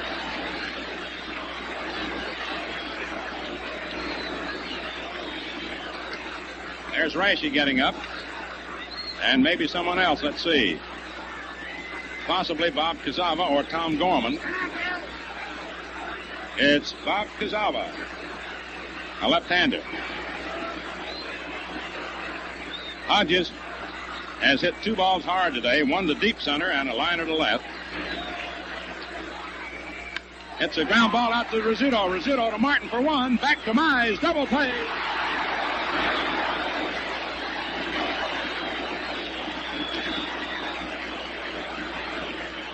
That's the 7th double play for New York, and again, Hodges hit the ball hard. Rizzuto had a tough chance to handle as he flashed to his right. That ball, I don't know whether you can see it on your screen or not, but that ball was well hit. And now Casey Stengel is going out to talk to Berra. Not going out to talk to Reynolds, he's talking to Yogi. He wants to find out how Reynolds is, I presume. Or either wants to tell him to go out and tell Allie how to pitch to Shuba, or to remind him about how they want to pitch to him, any number of things. Of course, Casey knows Reynolds, and he might have told Yogi, go out there and ask Allie, does he think he's got it or not? The Chief has got it where the heart is, and when he's at his rest, he's got it where the arm is. But after all, he and Joe Black both are human beings, and they've really done their duty in this series. So here we are with George Shuba up, single to center and struck out, 2 down, last the 6th, 3-2 New York. Curve is swung on, hit sharply to second, grabbed by Martin. To Mize. Sides retired. The inning started out promising, but Hodges' sharp rap was gobbled up by the scooter and converted into the double play, the key play of the inning. No runs, 1 hit, no errors, no one left on. And the score at the end of 6 innings with totals. The Yankees, 3 runs, 7 hits, 3 errors, 5 left on. Brooklyn, 2 runs, 7 hits, 1 error, and 5 men left on.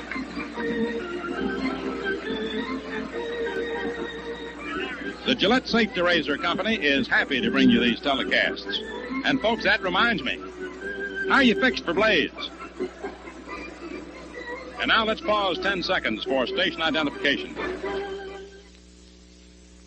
WNBT, New York, Channel 4.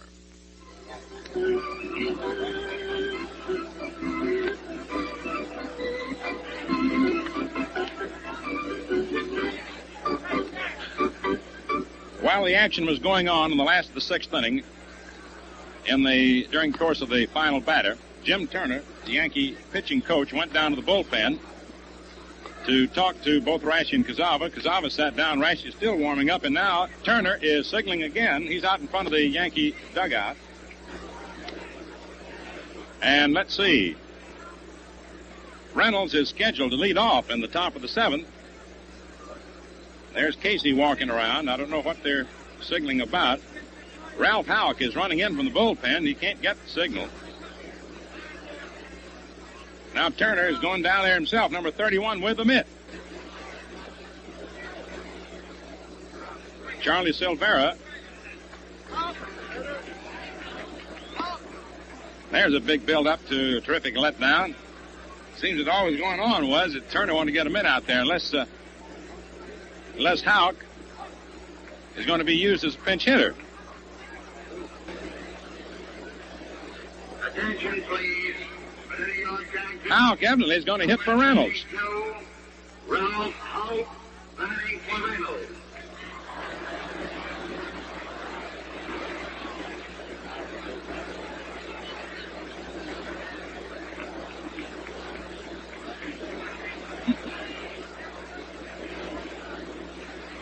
Ralph Houck was called out of the bullpen, and he is going to hit for Reynolds, which would tend to indicate that Reynolds must have hurt his back yesterday, or has hurt his arm, or just doesn't feel right.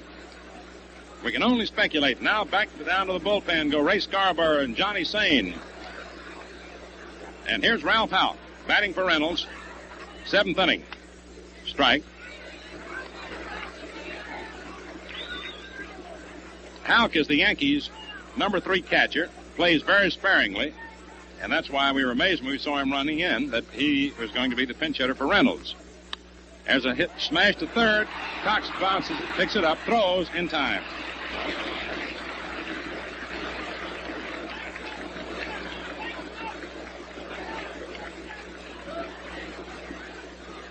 One away, and the batter is Gil McDougald. Grounded to short, grounded to third, grounded to second.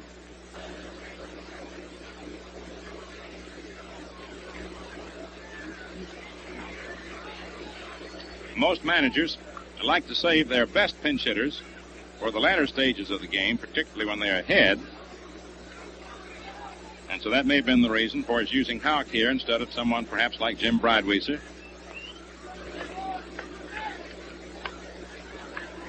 Gil McDougald. One down, top of the 7th. Yanks 3, Dodgers 2. Outside, ball 1.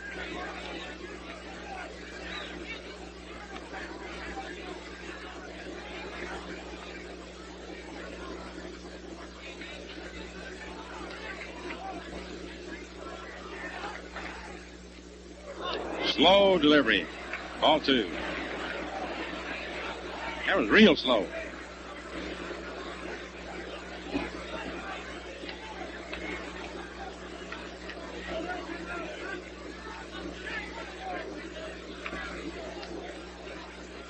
Vic Crashy nearest the stands, and Johnny Sane warming up for New York.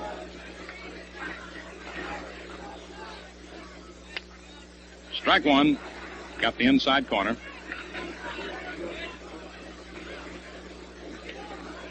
Two balls, 1 strike. 7th inning, 1 out.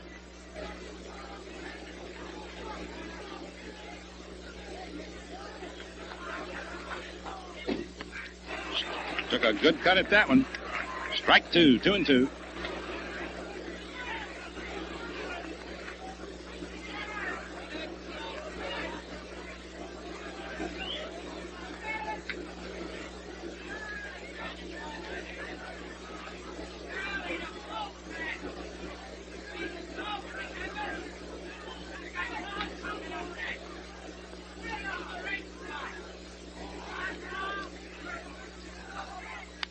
There's a liner just over Robinson's head, dropping into right center for a base hit. Carl Furillo tosses back into Robinson. There's a soft liner. And McDougald is on with a single to right field, right center. His 4th hit of the series. Up comes Rizzuto. Grounded to first, double to left, and line to short. That prompts renewed activity in the Dodger bullpen. Number 17, Carl Erskine. Number 30, Billy Lowe's.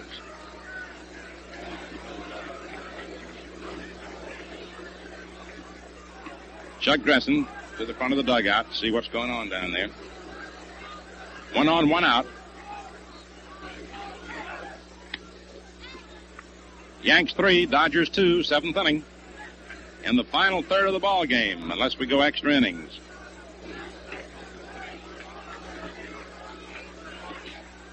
Bill bunts beautifully down third baseline. Cox up with the ball. Nice play. And he gets him. Billy Cox making a beautiful play on an excellent bunt. It's a sacrifice for the scooter, though his intention was to try and beat that one out with one out already. So now with two down, McDougald on second. The batter's Mickey Mantle. Struck out, grounded to first, and hit a home run. Now he'll switch around and bat right-handed against Preacher Rowe. Yesterday, when a similar situation arose in the ninth inning, when the Preacher came in with runners on first and second and one out, Mantle swung around on him, and though the catcher didn't step wide of the plate, yet Rowe didn't give him anything good to hit at, and walked him, then got the next two men who were left-hand batters. There's a liner to left center for a base hit. Here comes McDougald, rounding third, coming in to score as Snider's throw goes into Reese.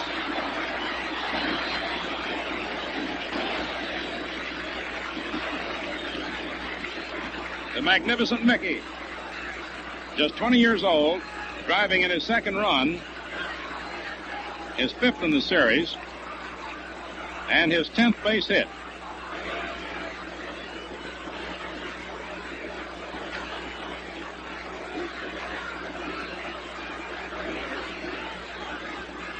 That ties Mantle with Snider and Reese for most hits in the series at 10. Strike. Yankees 4, the Dodgers 2. The Yankees have scored one run in each of the 4th, 5th, 6th, and now the 7th innings. Mize walked, single to left and single to right, 2 for 2.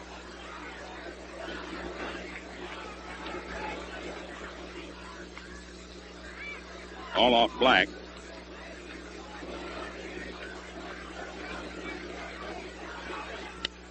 There's a fly ball to right field, going over for Furillo into the bullpen. Foul territory, makes the catch. Mize hits a foul fly to Furillo.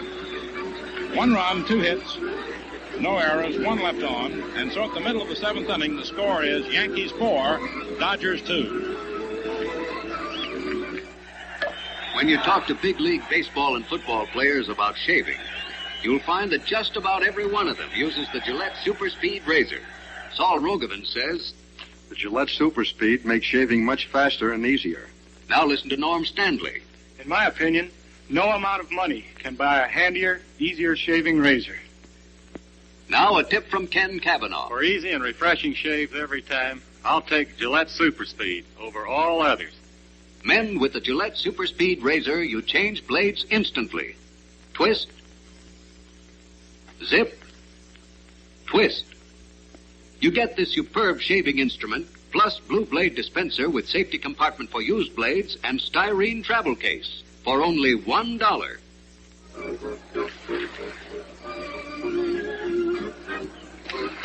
The new Yankee pitcher now is Vic Raschi, who worked yesterday's game and was removed in the 8th inning. Down the Dodger bullpen, you've got Erskine and Lowe's working away. Number 17, Erskine, number 30, Lowe's. And in the Yankee bullpen, nearest the stands is Ray Scarborough, and nearest the foul line is Johnny Sain.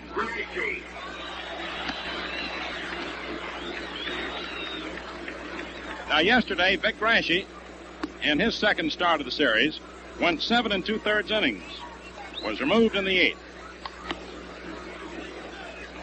Vic, all year long, and the last couple of years, has been a great competitor, but a pitcher who has required his full quota of rest to be effective. He has never been an effective relief pitcher. If you'll check back through the records, you'll find that he seldom, very rarely, has ever been used in relief. Don't believe he's used in relief at all this season. But he's coming on. Lopat worked 3 innings, and Reynolds 3. Reynolds went 3 innings, allowed 3 hits, walked 1, struck out 2, and allowed 1 run. Now Joe Collins has gone in to play first base as Casey Stengel shifts to the defense. The batter now is Carl Furillo. To strike. Yanks 4, Dodgers 2, last of the 7th. Furillo twice is grounded to third. There'll be a lot of moves being made in the next little while. Inside for a ball, 1-1.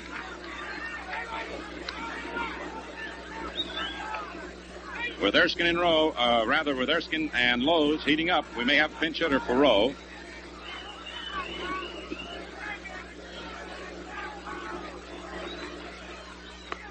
Just outside, ball 2, 2-1.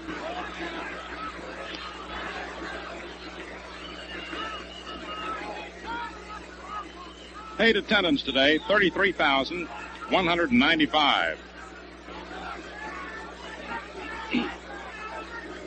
2 balls, 1 strike on Carl Furillo. Ball 3, inside.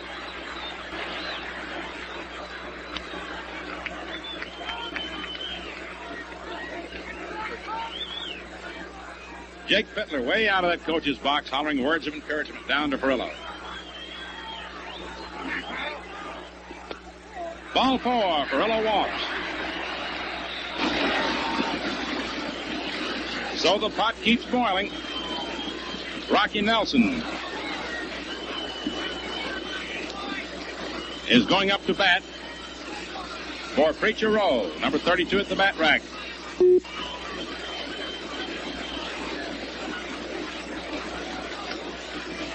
Attention, please. For the Dodgers, number 32, Rocky Nelson, batting for Rowe.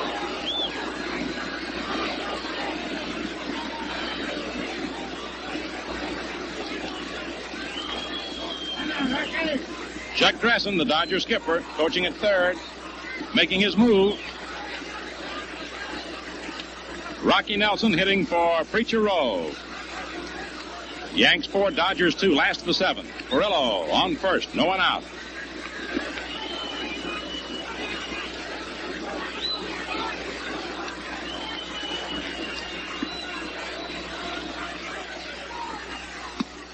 Ball 1 outside. Brashy's having a little trouble with his control.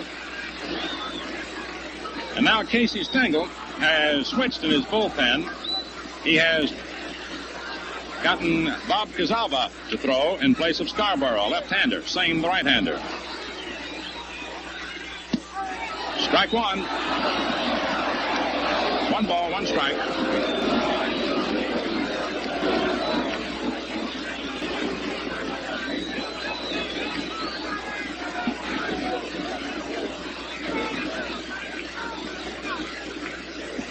One ball, 1 strike, 1 on, no outs. Last of the 7th. 4-2 New York. Tying run at the plate for Brooklyn. Ball 2 outside. There's Cookie Lavighetto out in front of the Dodger dugout, slapping his hands together. Doc Wendell, the trainer, just to the left. 2 balls, 1 strike. Rashi, who's just come on, has had difficulty with his control. Walked Furillo. 2-1 count on Nelson. Batting for Rowe, and then you have the top of the Dodger order.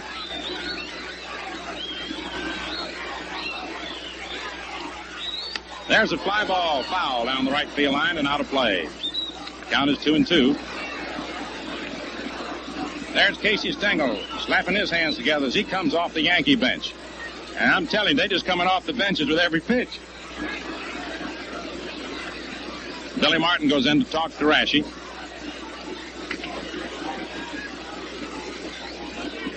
I remember Red Barber and I, who had the privilege of working the 1947 World Series together, remember one thing that we said when it was all over. Where are we going for a long rest? Remember that, Red? It's the way we feel now. And I know you do, too. This has been a series. Never be forgotten. 2 balls, 2 strikes. Furillo off first. Nelson lifts a high pop to short. Rizzuto under it. He almost lost it in the sun. Had a little difficulty. Billy Cox, the batter. Struck out, grounded to third, and doubled to right center.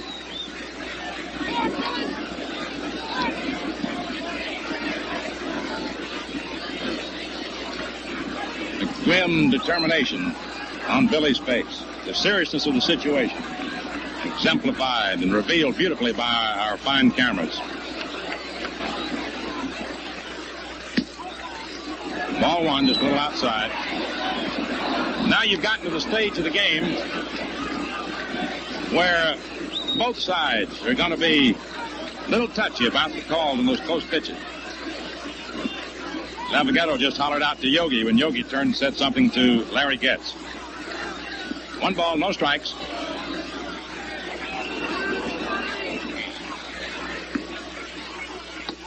Ball 2, outside.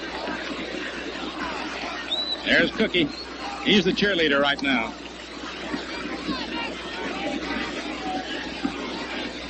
Look at the other Dodgers in the dugout. Tense. And over in the Yankee dugout. Tension as they lean forward. Occasionally moving around. Shifting positions. Slapping hands together. No more baseball after today. This is it. Every pitch is it. Ball 3, low. There's Cookie. He's just tasting the situation. And there are the Yankees in the dugout. There's Jim Turner with his knees crossed. Boys moving around and about. And the fans in the stands are doing the same. 3 balls, no strikes. 1 out, 1 on. 4-2 New York. Strike 1, 3-1. And the bullpens, both are busy. Erskine and Lowe's. Kuzava and Sane.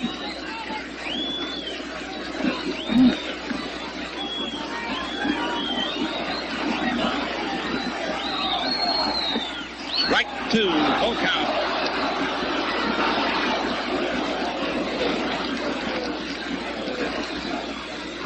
Yogi and Cox at the plate. Billy looking down at Chuck.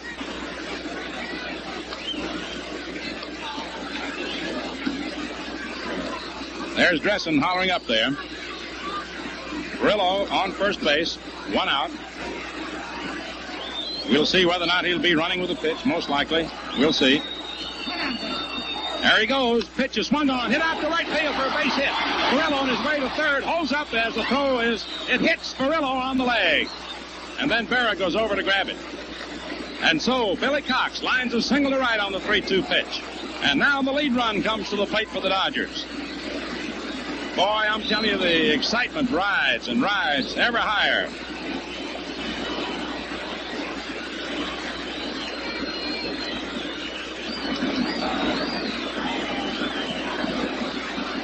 These batters just won't leave these pitchers alone, I'll tell you that. And here is one of the most dangerous clutch hitters in the game. Spark plug of the Dodgers. The captain, the little Colonel, Pee Wee Reese. And there's Casey Stengel. He's worried. And now Jim Turner. They signal down to the bullpen. And on deck is Duke Snider. So that's the picture.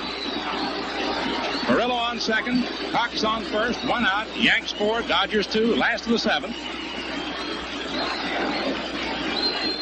Reese fouls it off. Strike 1. I guess you heard that one hit up against the wire screen.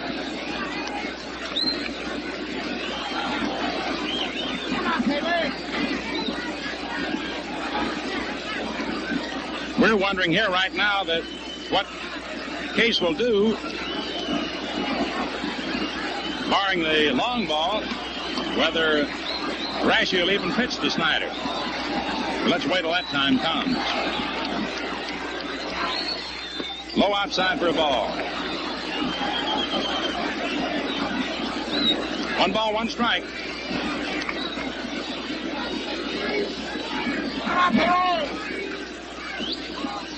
There's Casey hollering to Yogi. Furillo off second. Cox off first. 1 out. Yanks 4, Dodgers 2. Last the 7th.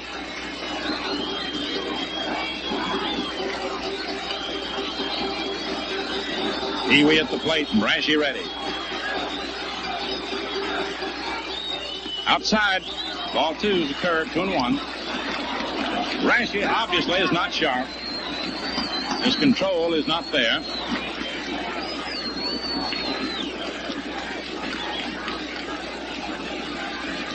2 balls, 1 strike.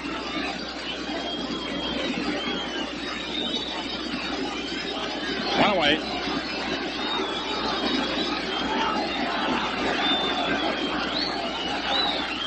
Low, ball 3.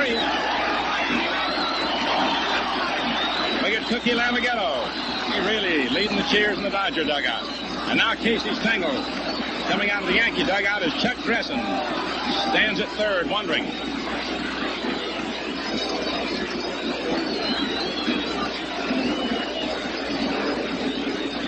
Casey knows that if the Pee Wee should walk, you got the Duke coming up for the bases loaded.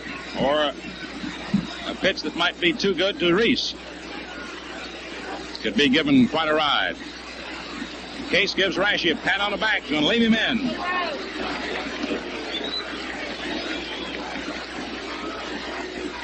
This is a time when, regardless of who you are, you need more than just a pat on the back.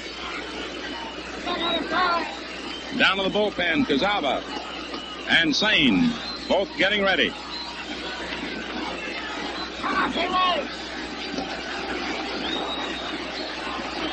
Erskine and Lowe stopping to watch the action.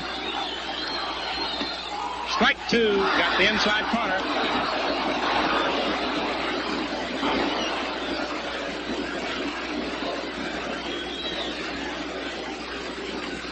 So you've got a full count. Man alive, this crowd is ready to roar. They're coming up out of their seats almost in every pitch. Yanks 4, Dodgers 2, 7th inning. 1 out. Furillo on second. Cox on first, Reese the batter. The count 3-2. We'll watch the runners. Playing it safe. Ball 4, they're loaded up.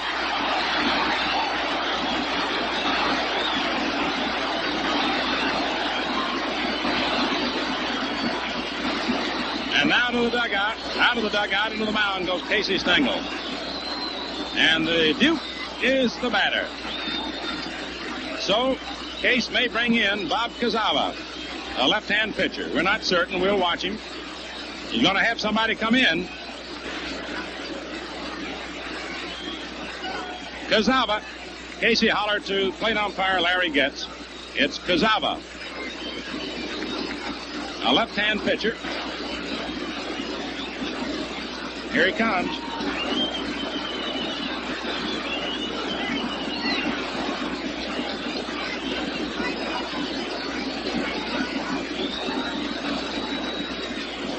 While Stengel and Rashi await the arrival of Kuzava, off to the right of home plate, the Duke with Jackie Robinson and the Dodger bat boy. And Jackie's talking to the Duke. Boy, here's your chance.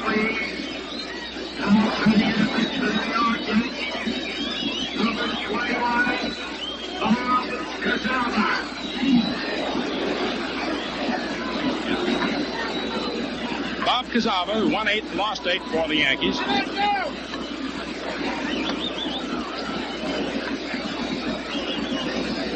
From Wyandotte, Michigan. A 6'2", 200-pounder. Blue eyes, blonde hair.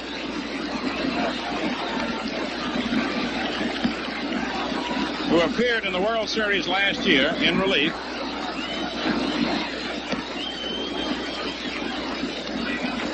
Pitched 1 inning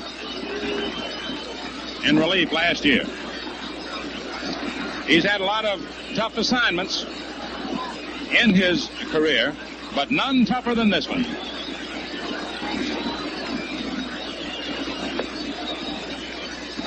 Now down in the Yankee bullpen, replacing Kuzava, is the man a lot of folks thought might start today's game, Tom Gorman. He's warming up next to the railing. Meantime, it's Johnny Sane still throwing. So the stage is set for another great peak. It's been one peak on top of another, and what could be the greatest of all World Series. On first base is Pee Wee Reese. On second base is Billy Cox. On third base is Carl Furillo. 1 out. The Yankees 4, the Dodgers 2, and the Duke get back. Here we are.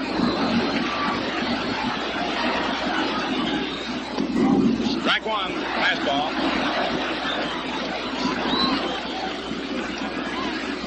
Kuzava has a fair curve and a good fastball.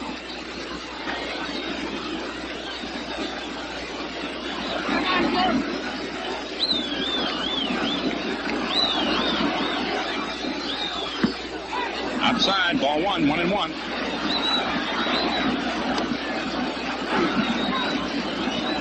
Jim Turner hollers out to Martin about something.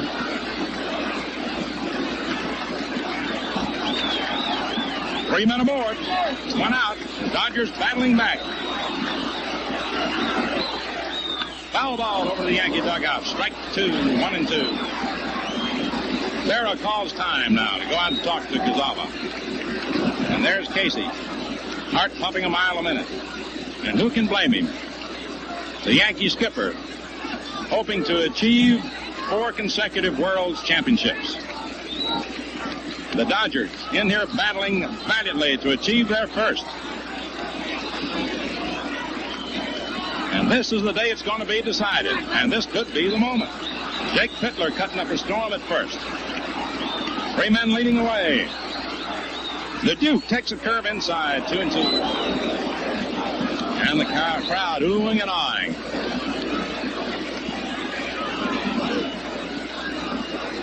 Two balls, 2 strikes.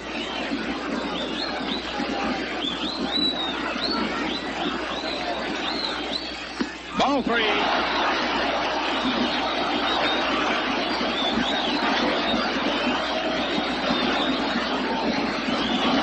The crowd is roaring now. Furillo on third. Cox on second. Reese on first. And a full count on Duke Snider. 1 out. Here's the payoff pitch. It's a high pop-up. The infield fly rule is called. The batter's automatically out. McDougald has it. So a tense moment there. And the tension still holds. Because the bases are still loaded and the batter is Jackie Robinson.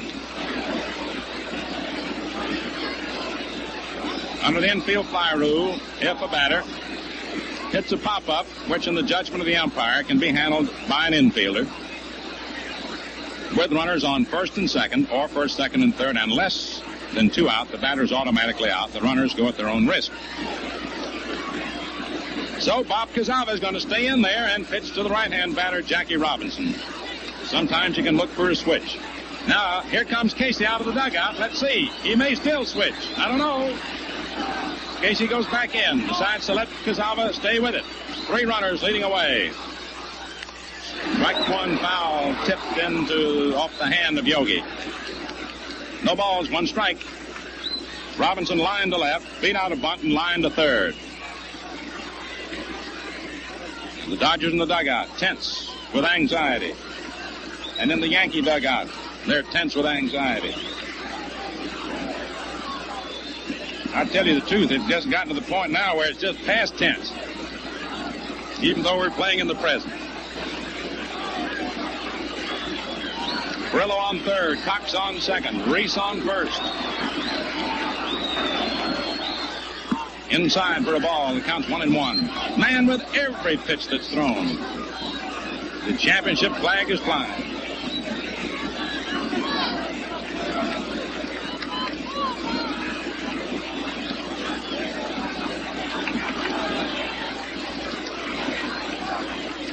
Kuzava decides to back off a little. Jim Turner comes to the front of the Yankee dugout, hollering something to Kuzava. 1 errant pitch can make the difference. Just outside, ball 2. Yogi didn't like the call. Now Goetz says something back to Yogi. Veins are starting to pop in the necks of everybody around now. It's rough and tough.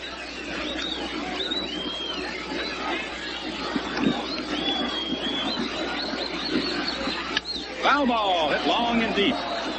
Onto the roof and out of the ballpark. 2-2.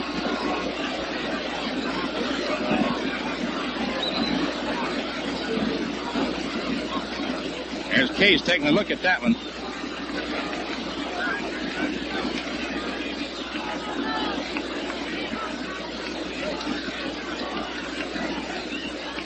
On third base is Furillo.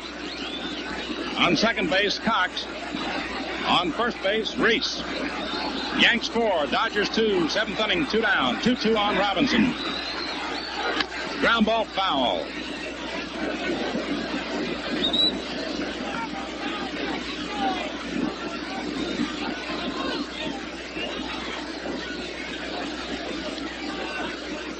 The Gillette Safety Razor Company is delighted to be able to bring you all these peak moments of World Series drama.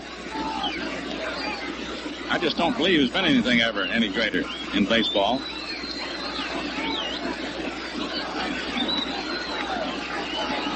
Three runners ready to lead away.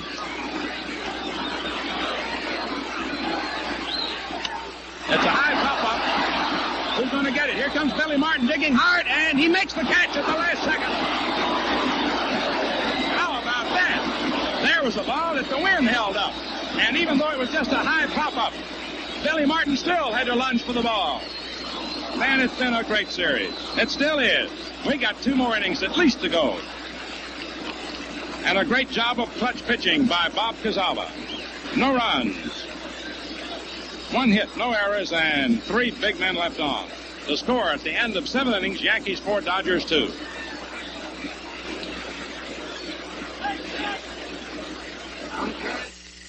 Look sharp when you face the world, to feel sharp on the ball indeed. Just be sharp, skim your whiskers off with the modern Gillette Super Speed.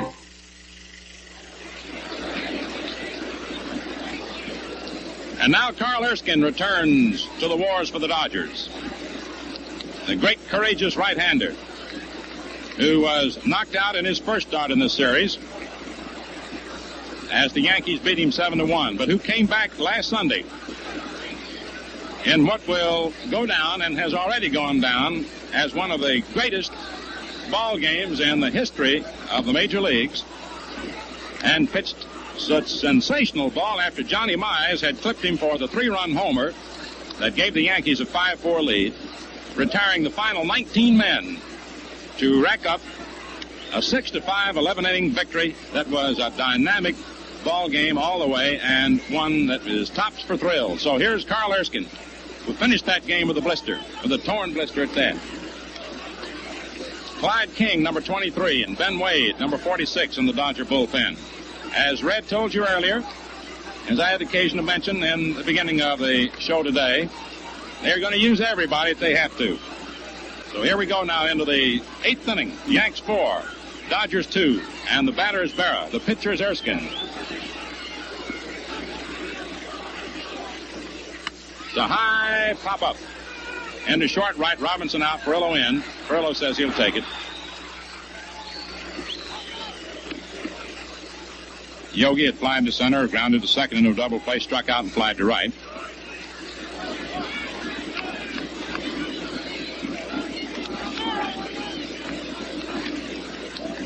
Up comes Gene Woodling. Erskine, before this relief appearance, had worked 16 innings in the series, giving up 11 hits and 9 runs, walking 9, striking out 10, winning 1, losing 1. Woodling flied to left, homeward, single to center.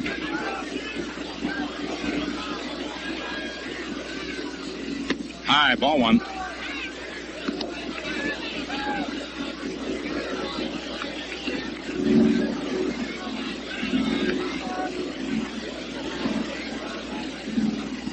The let-up pitch is in there for a call strike, 1-1. Gave him that big motion. Took a little off the fastball.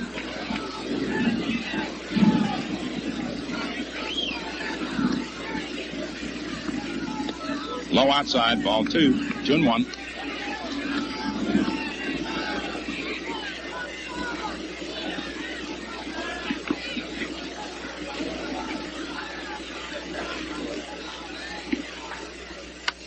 Line drive to Hodges.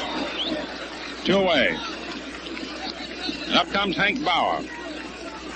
Safe on an error in the 6th inning when he batted for Noren, with Preacher Rowe having come on at that point to relieve Joe Black.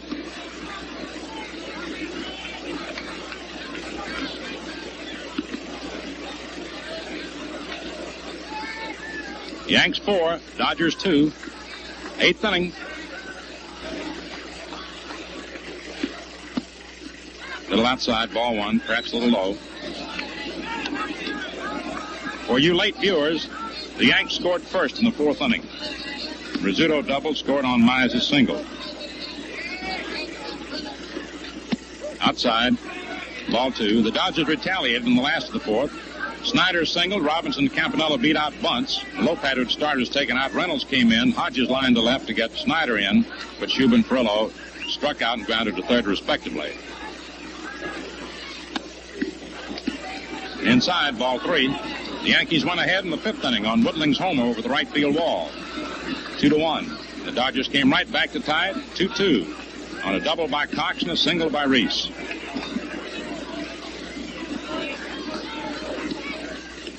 Foul bag. Hank had the green light on a 3-0 pitch. Yanks went ahead 3-2 in the 6th inning on Mantle's homer over the right field wall. Then they made it 4-2 in the 7th. McDougald single, Rizzuto sacrifice, and Mantle single to left. That was off the preacher. So it's 4-2, 8th inning, 2 outs, and 3-1 to count on Bauer. He held up, and the pitch was a little high or a little outside. Ball 4.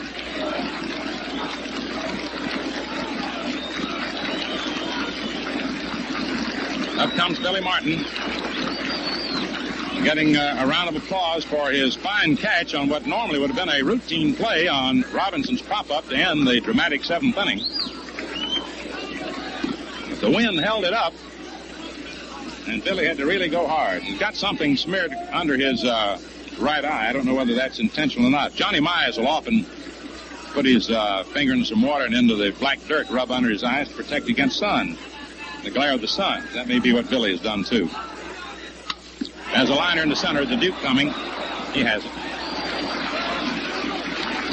No runs, no hits, no errors, 1 left on. And so at the middle of the 8th inning, the score is Yankees 4, Dodgers 2.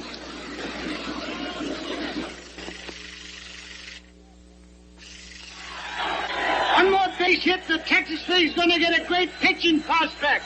When his team's at bat, you find Bertie Tebbetts, fiery American League catcher, giving the bird to the other club. But after the game, see the change. Bertie, most anybody would know you shaved with a Gillette blue blade. I always use them.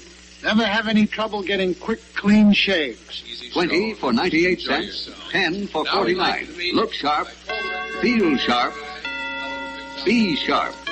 Use Gillette blue blades with the sharpest edges ever honed.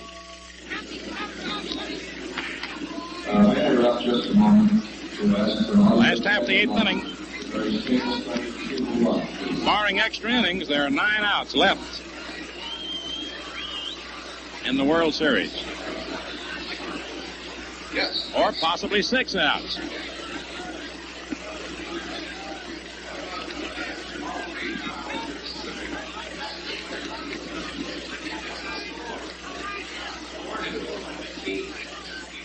Strike 3, strike him out.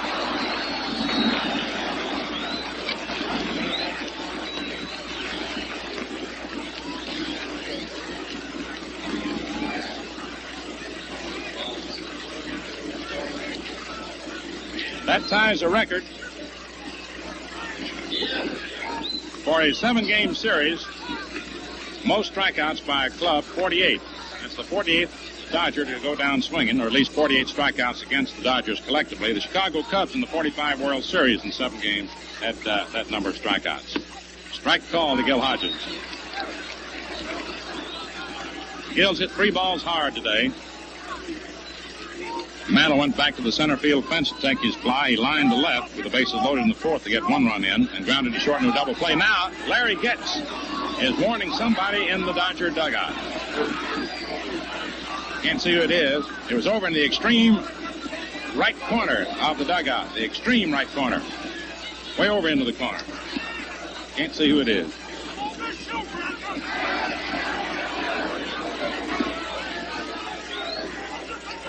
Now he's throwing him out. I don't know who it is. And that, we'd like to get the identity of that, but I believe the only person ever to been thrown out of a World Series was Joe Medwick.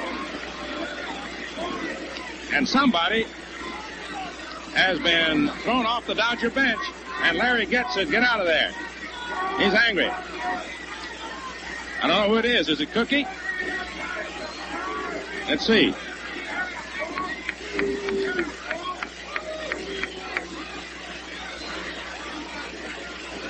Ralph Franca. It is Ralph Franca. And if memory serves me correctly, he is the second player in World Series history ever to be thrown out.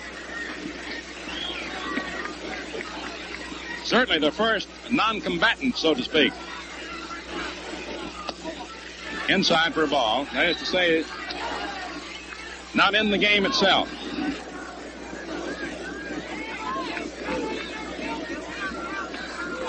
You can't blame them, boys and girls. Ladies and gentlemen, this is rough and tough. Curve inside. Ball 2, 2-1. George Shuba. On deck, it's Gil Hodges right now. And there's Shuba. Yanks 4, Dodgers 2, 8th inning. A ground ball hit to third. McDougald has it. Throws across to Collins and pulls him off the bag.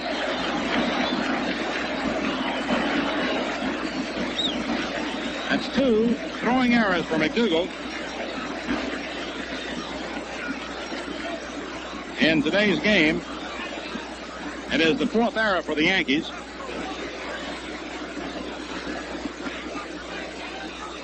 And we're going to have a pinch hitter, Andy Papko, batting for Shuba. Number 48, Andy Papko. Tommy Holmes has run down to the Dodger bullpen to loosen up. He'll go in to play left field.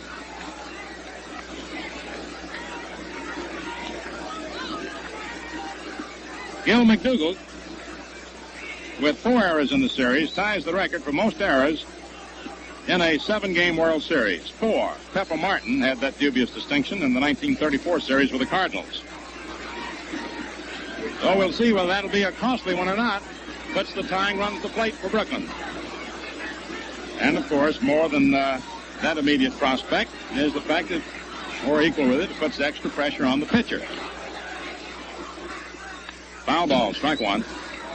A lot easier working with 2 outs and none on than 1 out and 1 on.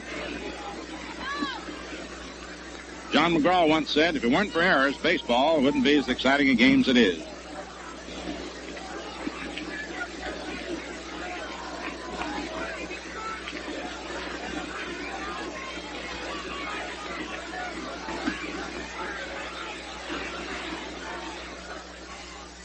Curve inside, 1-1.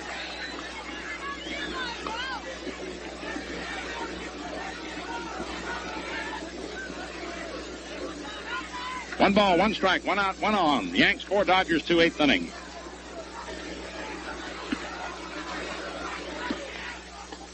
Inside, ball 2, 2-1.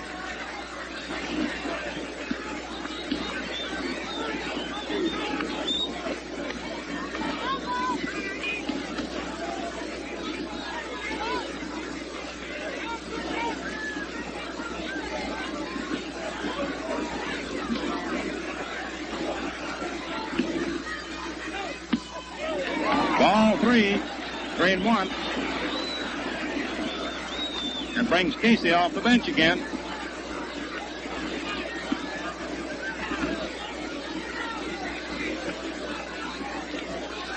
Carl Furillo is the next batter.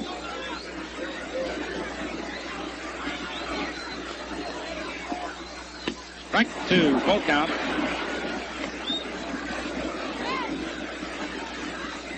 Furillo on deck.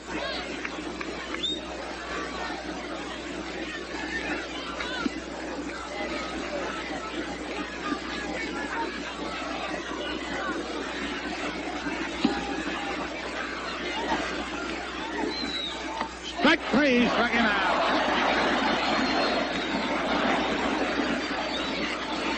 And thereby a new record has been established by the Dodgers of 49 strikeouts for a 7-game series, erasing the old mark of the Cubs, which the Dodgers just tied a moment ago in this inning. Carl Furillo steps in. Grounded to third twice and walked.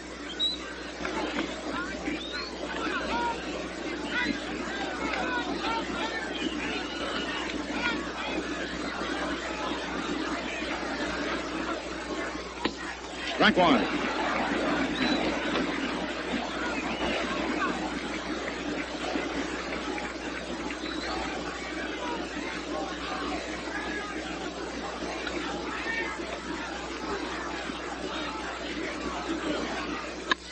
There's a long drive to left field. Whitman going back, and he's got it. That ball started out, had the folks standing up. No runs, no hits, 1 error, and 1 left on. And the score at the end of 8 innings of play, Yankees 4, Dodgers 2.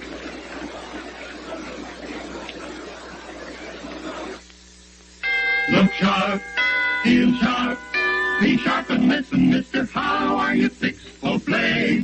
Do you have plenty? How are you fixed for play? You better check. Please make sure you have enough, 'cause a worn-out blade makes shaving mighty tough. How are you fixed for play? Better look, Gillette Blue Blades we need.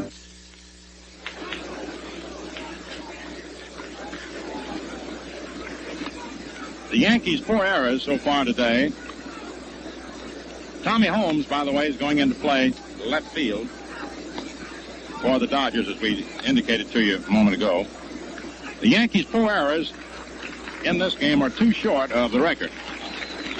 Most errors for one club in a single series game.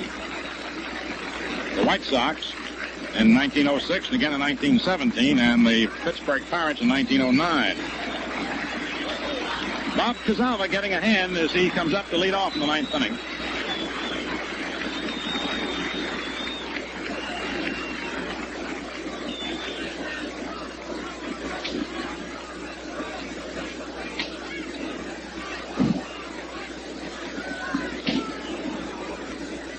Strike one.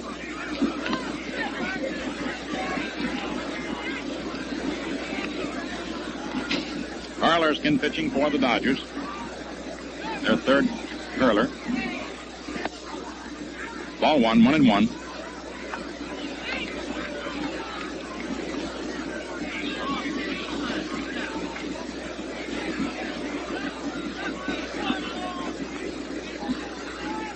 Foul ball back to first, out of play. Up onto the roof. Cameramen busy up there working away.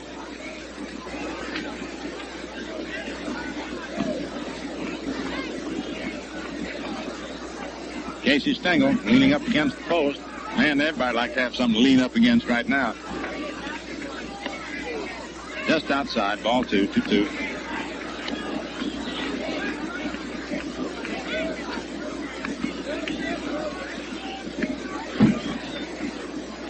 Two balls, 2 strikes. Foul ball again, out of play.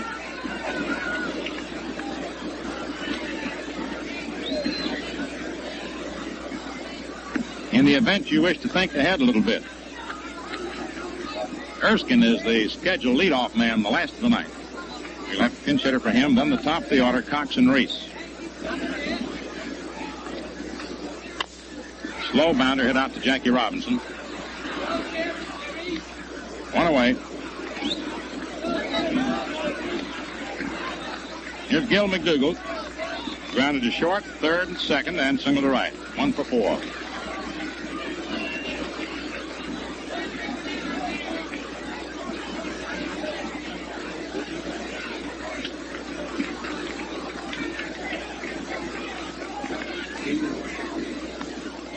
Clyde King, 23. Ben Wade, 46. In the Dodger bullpen. Heating up against 2 possibilities. Erskine's let down the top of the 9th, or the Dodgers tying it. in the last of the ninth. Strike one to McDougald.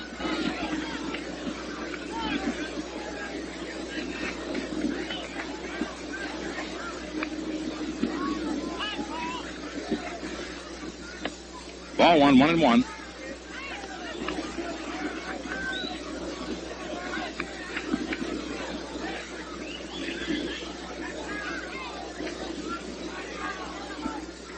Lit up deliveries low outside. Ball two.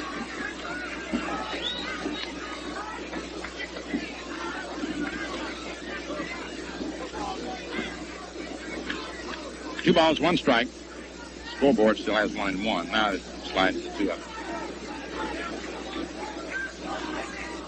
Fouled off upstairs. Strike two, 2-2.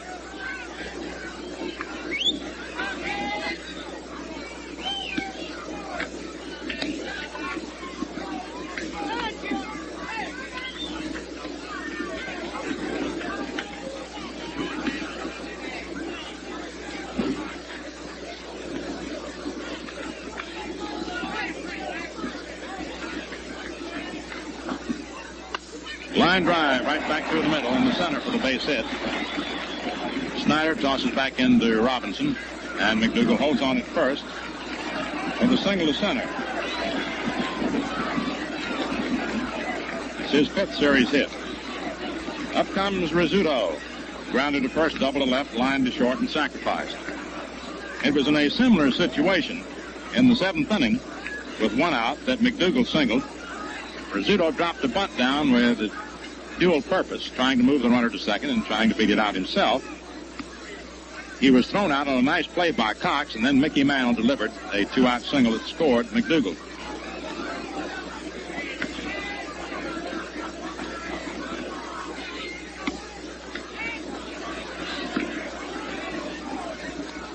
The Dodgers realize that Rizzuto can hit and run as well as bunt, so they're trying to hold McDougald as close as possible. Ball one. They do not figure McDougald to try to steal, particularly, though you have to watch for every possibility.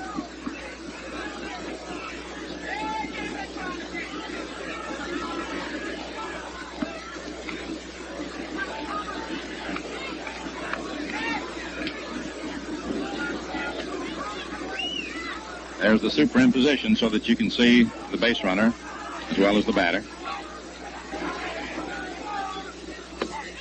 It's a strike. 1-1. Got the inside part of the plate below the shoulders. See Phil looking down toward third now as Trussetti hollered at him.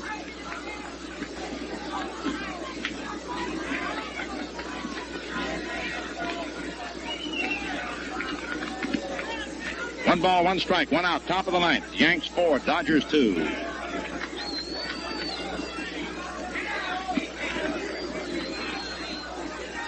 Pitch out, they thought they might be going, thought they might be putting on the hit and run. They didn't. 2-1 the count. Now there's Rizzuto again looking at Trussetti. Phil steps out, has another look. Now addressing whistles to Campanella. So we'll see. Don't be surprised if it's hit and run or another pitch out. Throw to first, and he just got back. There's that whistle from Chuck again to Campanella. Roy looked around. Hear that whistle? That's dressing the dugout, getting Campanella's attention. And the battle of wits goes on.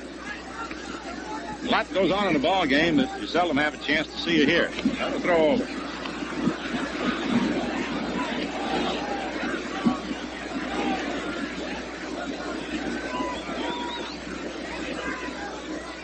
Two balls, one strike.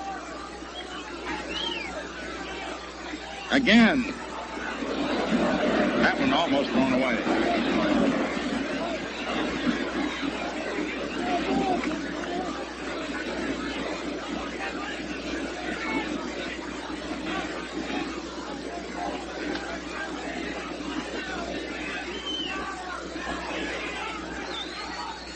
The high pop-up foul back to third. Billy Cox drifting over toward the stands and in.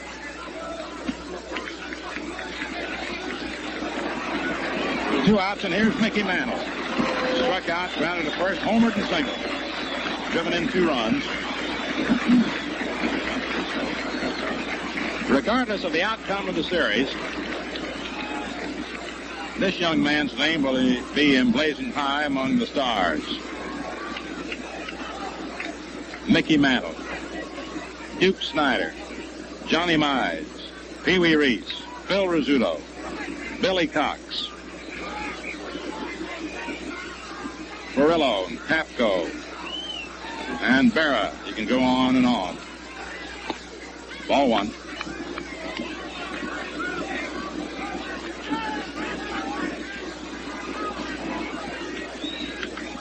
As a matter of fact, it really isn't fair to single out anyone. Of course, we didn't name any of the pitchers.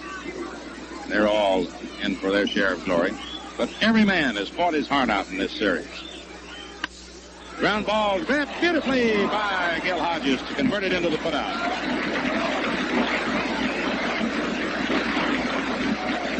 No runs, 1 hit, no errors, 1 left on. And the score at the end of 8.5 innings, Yankees 4, Dodgers 2. 5 injury Texas, and not across the playing field. Thank you. The Gillette Safety Razor Company is happy to bring you these telecasts. And folks, that reminds me. How are you fixed for blades? Bobby Morgan, batting for Erskine. Well, here we are.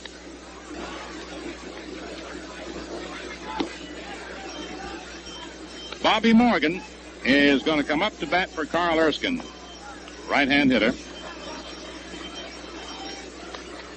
This will be the half inning that will either determine the world's champion or whether we continue on into extra innings. We can determine it one way or the other.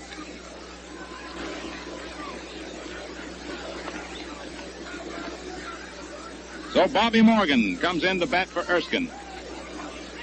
Billy Cox and Pee Wee Reese to follow. Gorman and Sane in the Yankee bullpen. The Dodger bullpen alive. King and Wade. Yanks 4, Dodgers 2, last of the ninth. High foul out of play. Back at third, strike 1.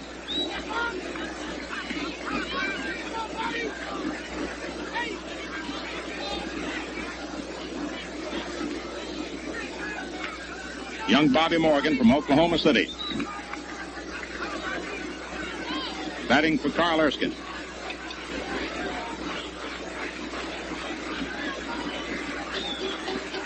You can be sure nobody's left this ballpark either. There's a fly ball, hit the left. Whittling back there, has it, 1 away. More of a high drive than a fly ball. Here's Billy Cox. Struck out, grounded to third, double to right center, single to right. He's had 2 for 4.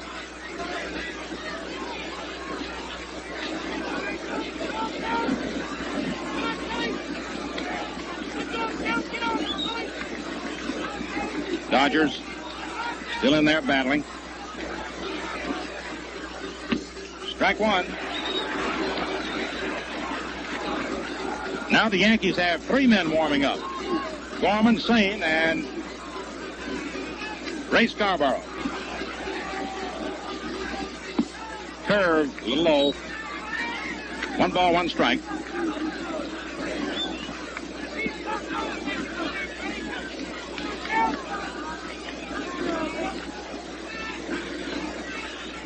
Breaths are short. Hearts are beating rapidly. Pulses are racing. On every pitch.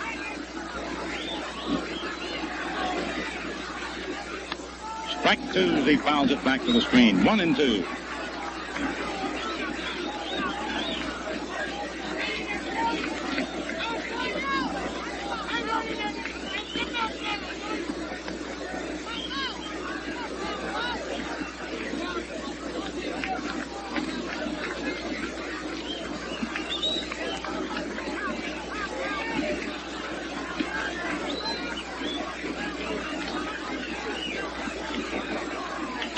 Curve is hit sharply to second. Martin has it. Throws to Collins, 2 away.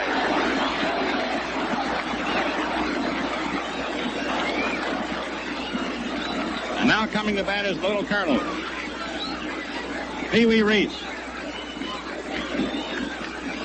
And on deck is a guy named Duke Snider.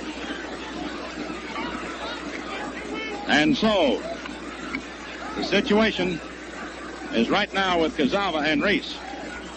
Casey Stengel hollers, hey, look out for the bunt. Time call. McDougald calls time. He wants to say something to Kuzava. Casey hollers, look out for the bunt. Because what the Dodgers need is a man on with the Duke coming up to have that tying run at the plate. Inside, ball 1. Chuck Gresson slapping his hands together.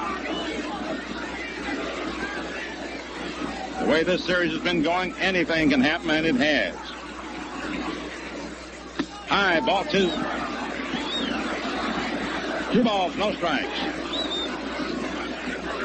There's Chuck Gresson giving his signal to the Pee Wee. Billy Martin trying to come in and settle Kuzava down.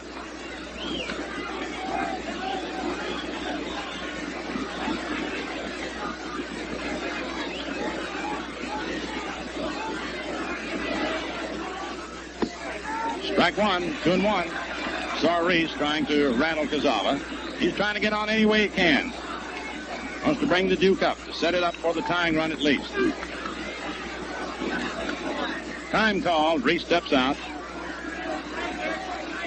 Any maneuver to rattle that pitcher, get him off his stride. Part of the game. 2 balls, 1 strike, 2 down. Last half of the 9th inning. Yanks 4, Dodgers 2.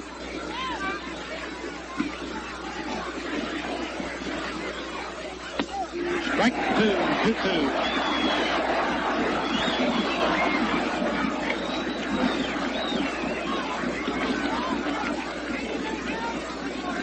They hollered Yogi from the Yankee bench. Yogi looked around.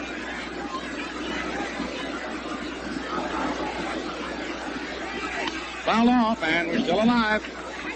Up against the screen.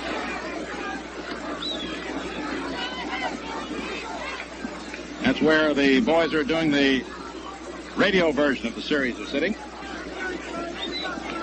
Jack Brickhouse and Al Helper. 2 balls, 2 strikes, 2 outs, last of the 9th inning. Yanks 4, Dodgers 2. And the crowd is standing. They're standing. Just took a look. Most of them are standing. Foul ball. Hit the handle of the bat.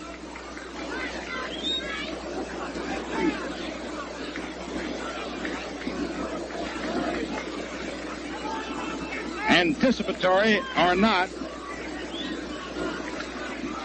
policemen have just moved into the Yankee dugout and over to the Dodger dugout.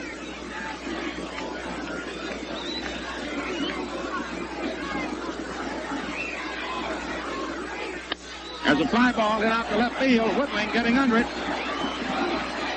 And the Yankees are champions. And look at Berra. Piggyback riding Bob Kuzava. The Yankees for the 4th consecutive time. And boy, they're pounding that Kuzava for a tremendous relief job. Look at him go. Boy, the Yanks are happy they had to do it the hard way again. They've always won the big one. And again they did it. In the final score, the New York Yankees, 4 runs, 10 hits, 4 errors. The Brooklyn Dodgers, 2 runs, 8 hits, 1 error. In a moment, we'll review the highlights of the game for you. No one permanent is right for every type of hair.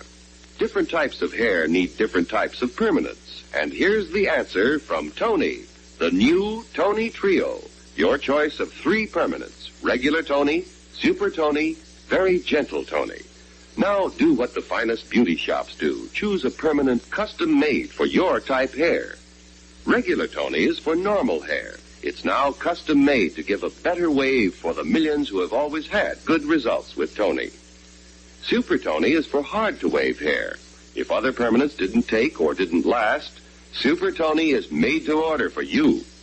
Very gentle, Tony, is for easy-to-wave hair. Wonderful, too, for bleached or tinted hair, or hair with some natural curl. Today, choose from the new Tony Trio and have a lovelier wave than ever before, because the right permanent for you means a better permanent for you. New Tony Trio, custom made for you and me. New Tony Trio, now you have a choice of three. Regular Tony, Super Tony, very gentle Tony. New Tony Trio, custom made for you and me.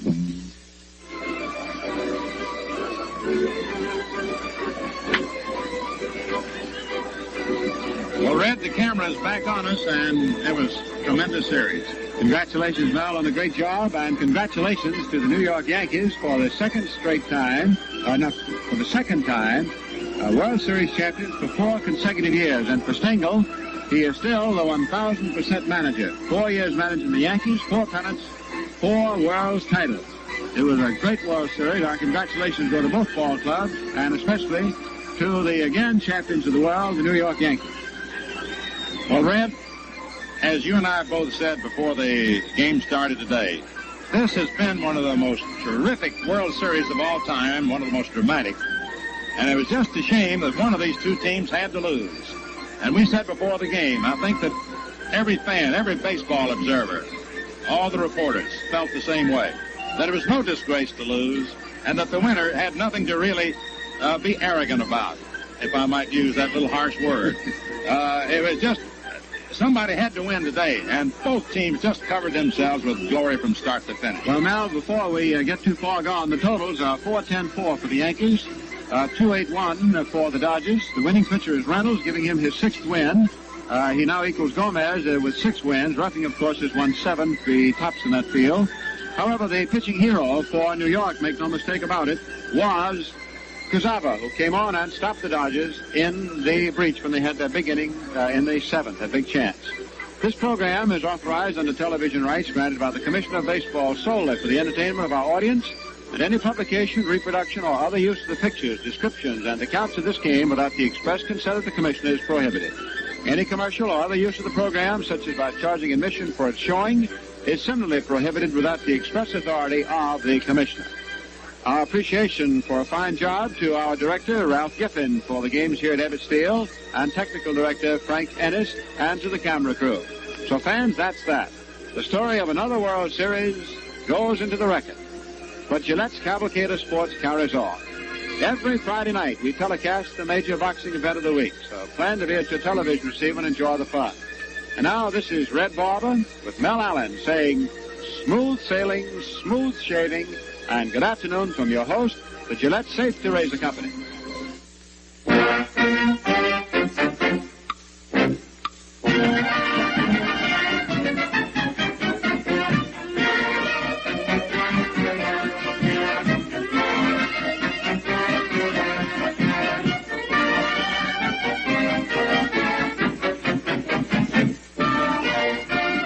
To look sharp every time you shave, to feel sharp and beyond the fall.